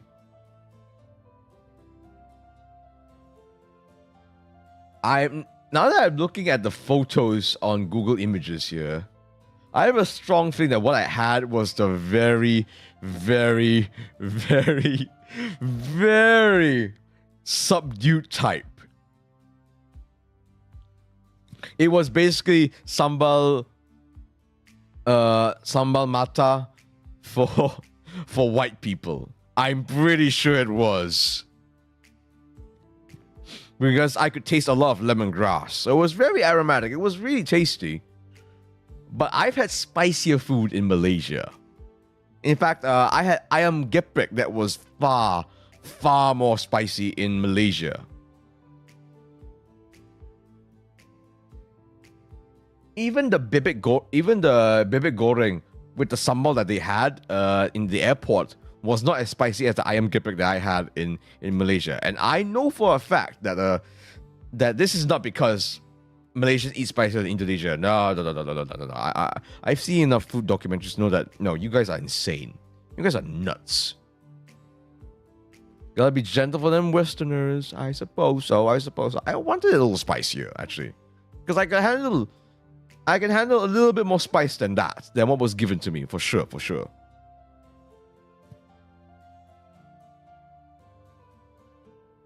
Like, I've eaten ayam geprek in Malaysia that would make my ears water. And my eyes bleeding with tears.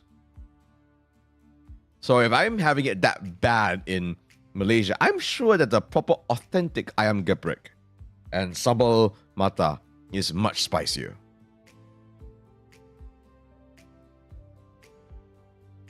Wait, just so we're clear, sambal mata and sambal menta is different, right? Right? Is sambal mata very spicy? Because I'm noticing that sambal mata and sambal menta is different. Because it says here sambal mata is Balinese raw sambal. It's different, right? Just want to double check here. Depends. I see.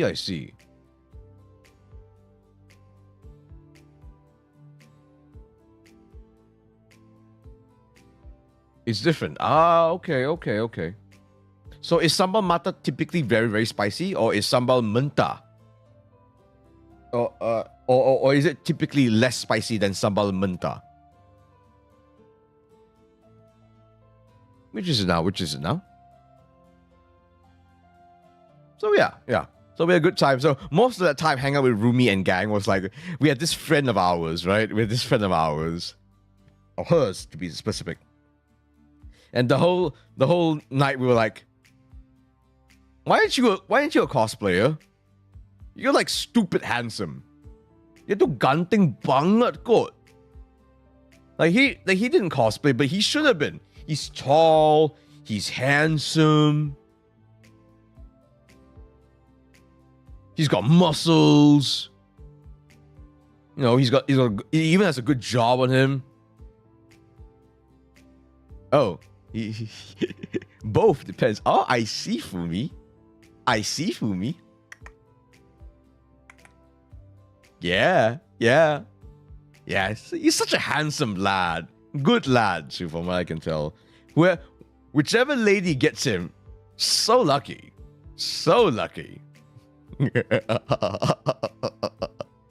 What's your spiciness level, Cornelius? Nasi lemak. I can handle nasi lemak pretty good. Sambal mata has shallot slices, if I recall correctly. Yes. Lots of shallots, lots of lemongrass. Very nice. I quite like it. I definitely wish it was spicier though. So I would say ayam geprek is where it stands for me. Ayam geprek is my limit. Anything spicy ayam geprek, I would die. I would suffer. It would not be nice for me anymore. I enjoy ayam geprek in spite of it being spicy. So anything above it, I would suffer. No gay vibes. He legit is like a good looker. I was like, wait, why are the girls not taking selfies with you, dude? Like, gods. And he like he's one of those he's one of those guys that like what's the word, like that like cleaned up good. Like he like he showed us a before and after. The before is shocking. It did not look like the after at all.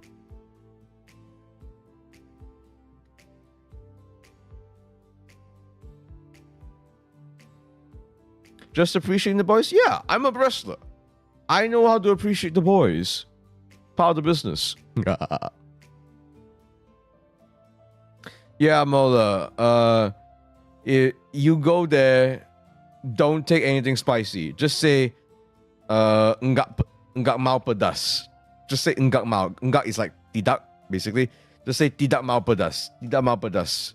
Because if you go to a proper Indonesian warung, you might need to go to the hospital. Yeah. Just go to an ayam geprek place, see how they pound the chilies. That's what they serve in Indonesia. And then some. Nasi lemak spices depends though. But for the most part, I can handle nasi lemak pretty good.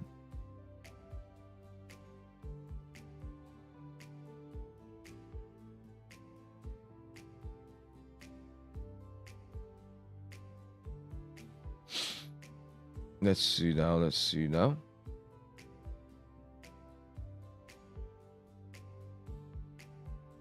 And so, yeah. That was my experience at day 2 of Komi Furro. How's it in KL? I thought you guys in Sabah can take spicy pretty good. I thought you guys in Sabah can take spicy pretty good. The most spices I ate is... What kind of chips are these? I don't know what kind of chips are those. Looks rather sus. Those brown chips.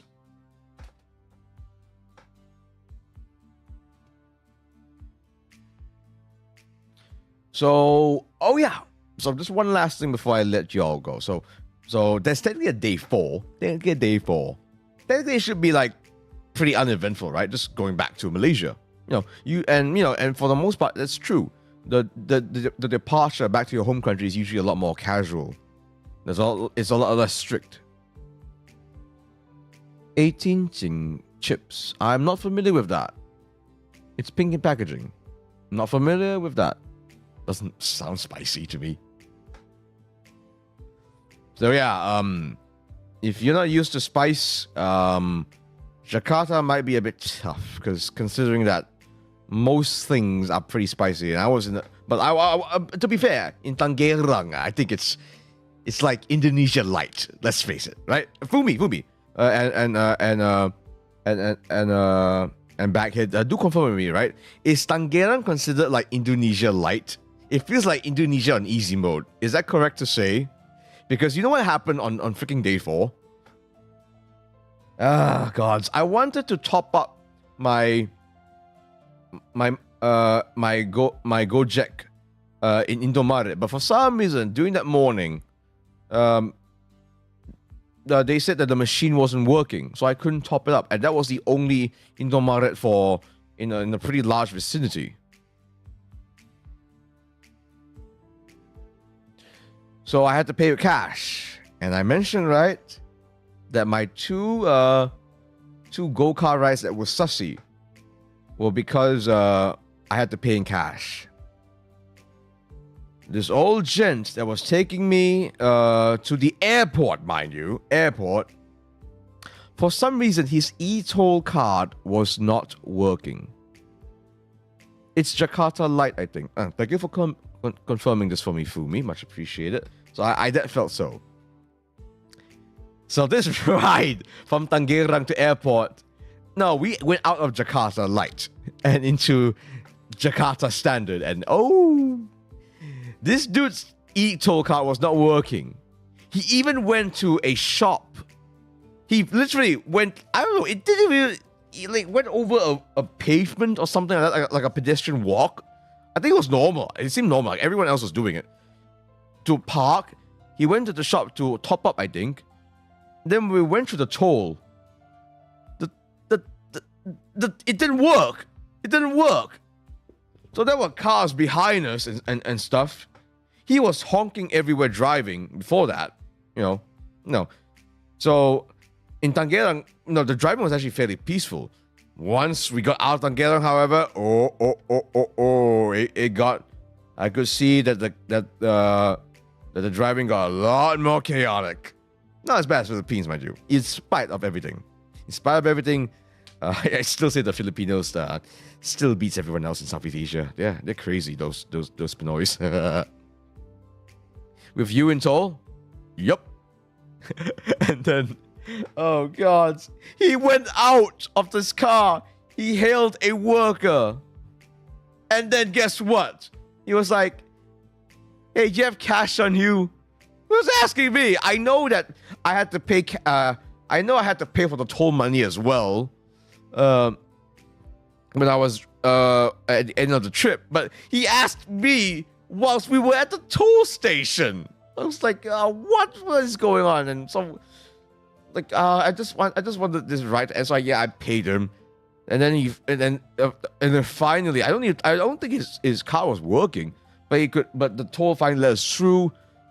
I was worried I was going to be late. Luckily, I wasn't. So we were there, and I was like, just take the cash, And I got out of his deaf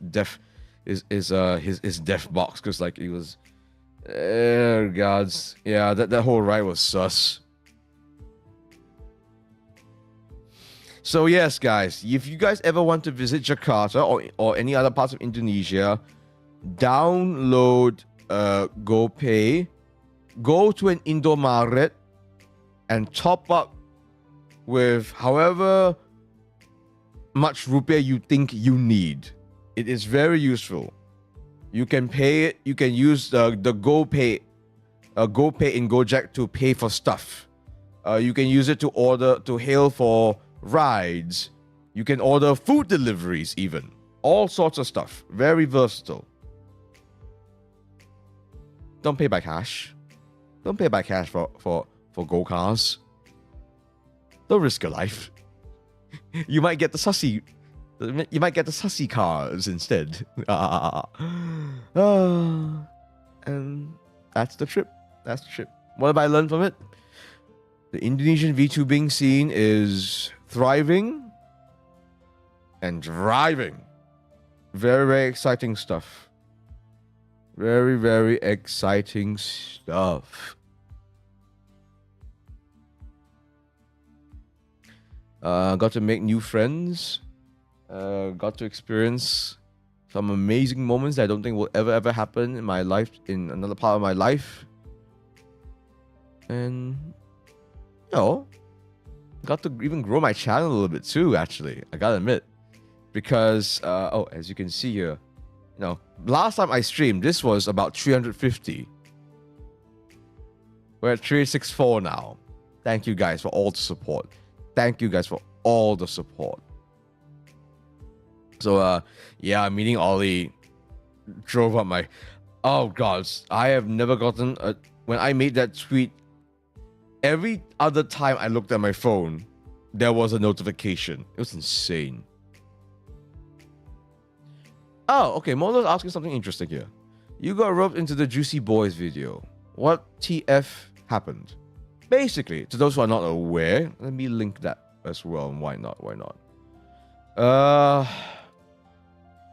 I don't like to admit this, but I live closer to the Juicy Boys more than I would like to admit. And so on a fine day, I was just walking around. I was even in my Hawaiian shorts too, my very comfy Hawaiian shorts. Wanting to just walk around the neighborhood with my cup of coffee. Right? And then what would happen? But turns out it was those two numbskulls making a din, playing the piano, and Wonder Boy can't even play the freaking guitar. It was playing the guitar for some bloody reason. And I peered into the window, and they caught me, and then they were like, Hey, it's low, and they gave me a triangle, and they made me hit the triangle. I was very reluctant to do it, but they said it'll be good content, so I did. Yeah. Just a stupid link if you want to see it. Stupid.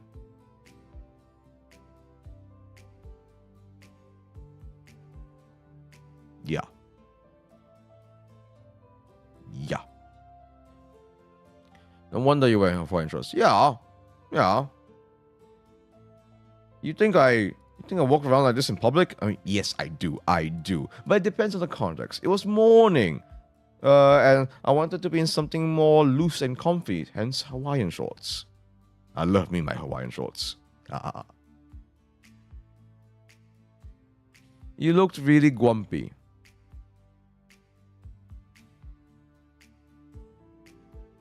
I'm always grumpy. What are you talking about? I'm always grumpy.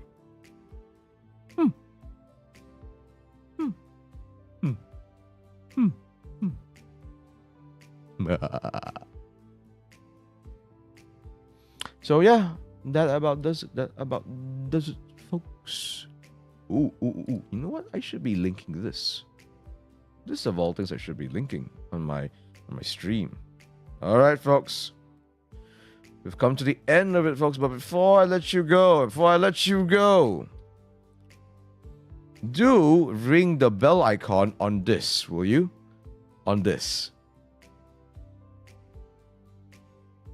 Because this is tomorrow's stream at 7 p.m. GMT plus 8, aka 6 p.m. For those of you in Indonesia, especially in Java, in Java. So yeah.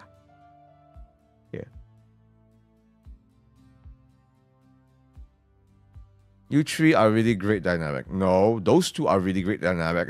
I am just the wreck that they try to drag around. Yes, in WIB time zones. So 6 p.m. WIB time zone. So please do come check out my birthday stream. It's my birthday, guys. Oh yeah, fun fact. In case you guys wonder where. May 5th, the Friday where I flew off Jakarta, that was my birthday. I flew off on my birthday because I'm stupid that way. I drew you. It's on Twitter. Yes. Thank you very much for the illustration, Mola. Thank you very much. You're the third wheel. More like I'm the third leg. Wait, no, that came off wrong. No. Don't clip that. Don't clip that, chat. Oh, God, why did they say that? Oh, God. So, yeah. And that will be, and as you can see on the thumbnail, guys, there'll be all sorts of stuff. Most importantly, there'll be a tier maker section where I'll be judging the different VTubers as to what kind of pro wrestler they are. There'll be Stumble Guys, there'll be Scriblio. So lots of audience participation stuff as well, and of course getting over it because I know that you guys like to see me suffer. So yeah, lots of stuff. So this will be a marathon, guys. We're gonna go past midnight for this one. So hope you guys look forward to that. All right, folks. I think that's about it. I'm gonna head up here.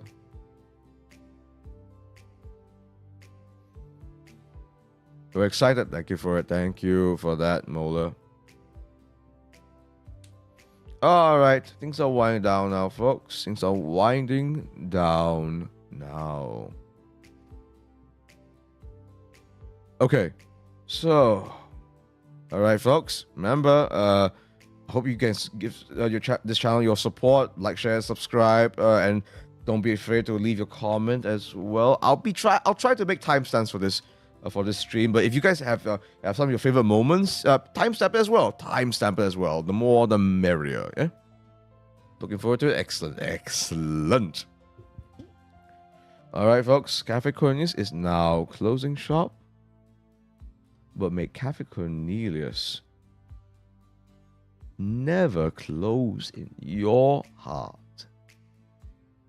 Lotsukare and have a lovely night.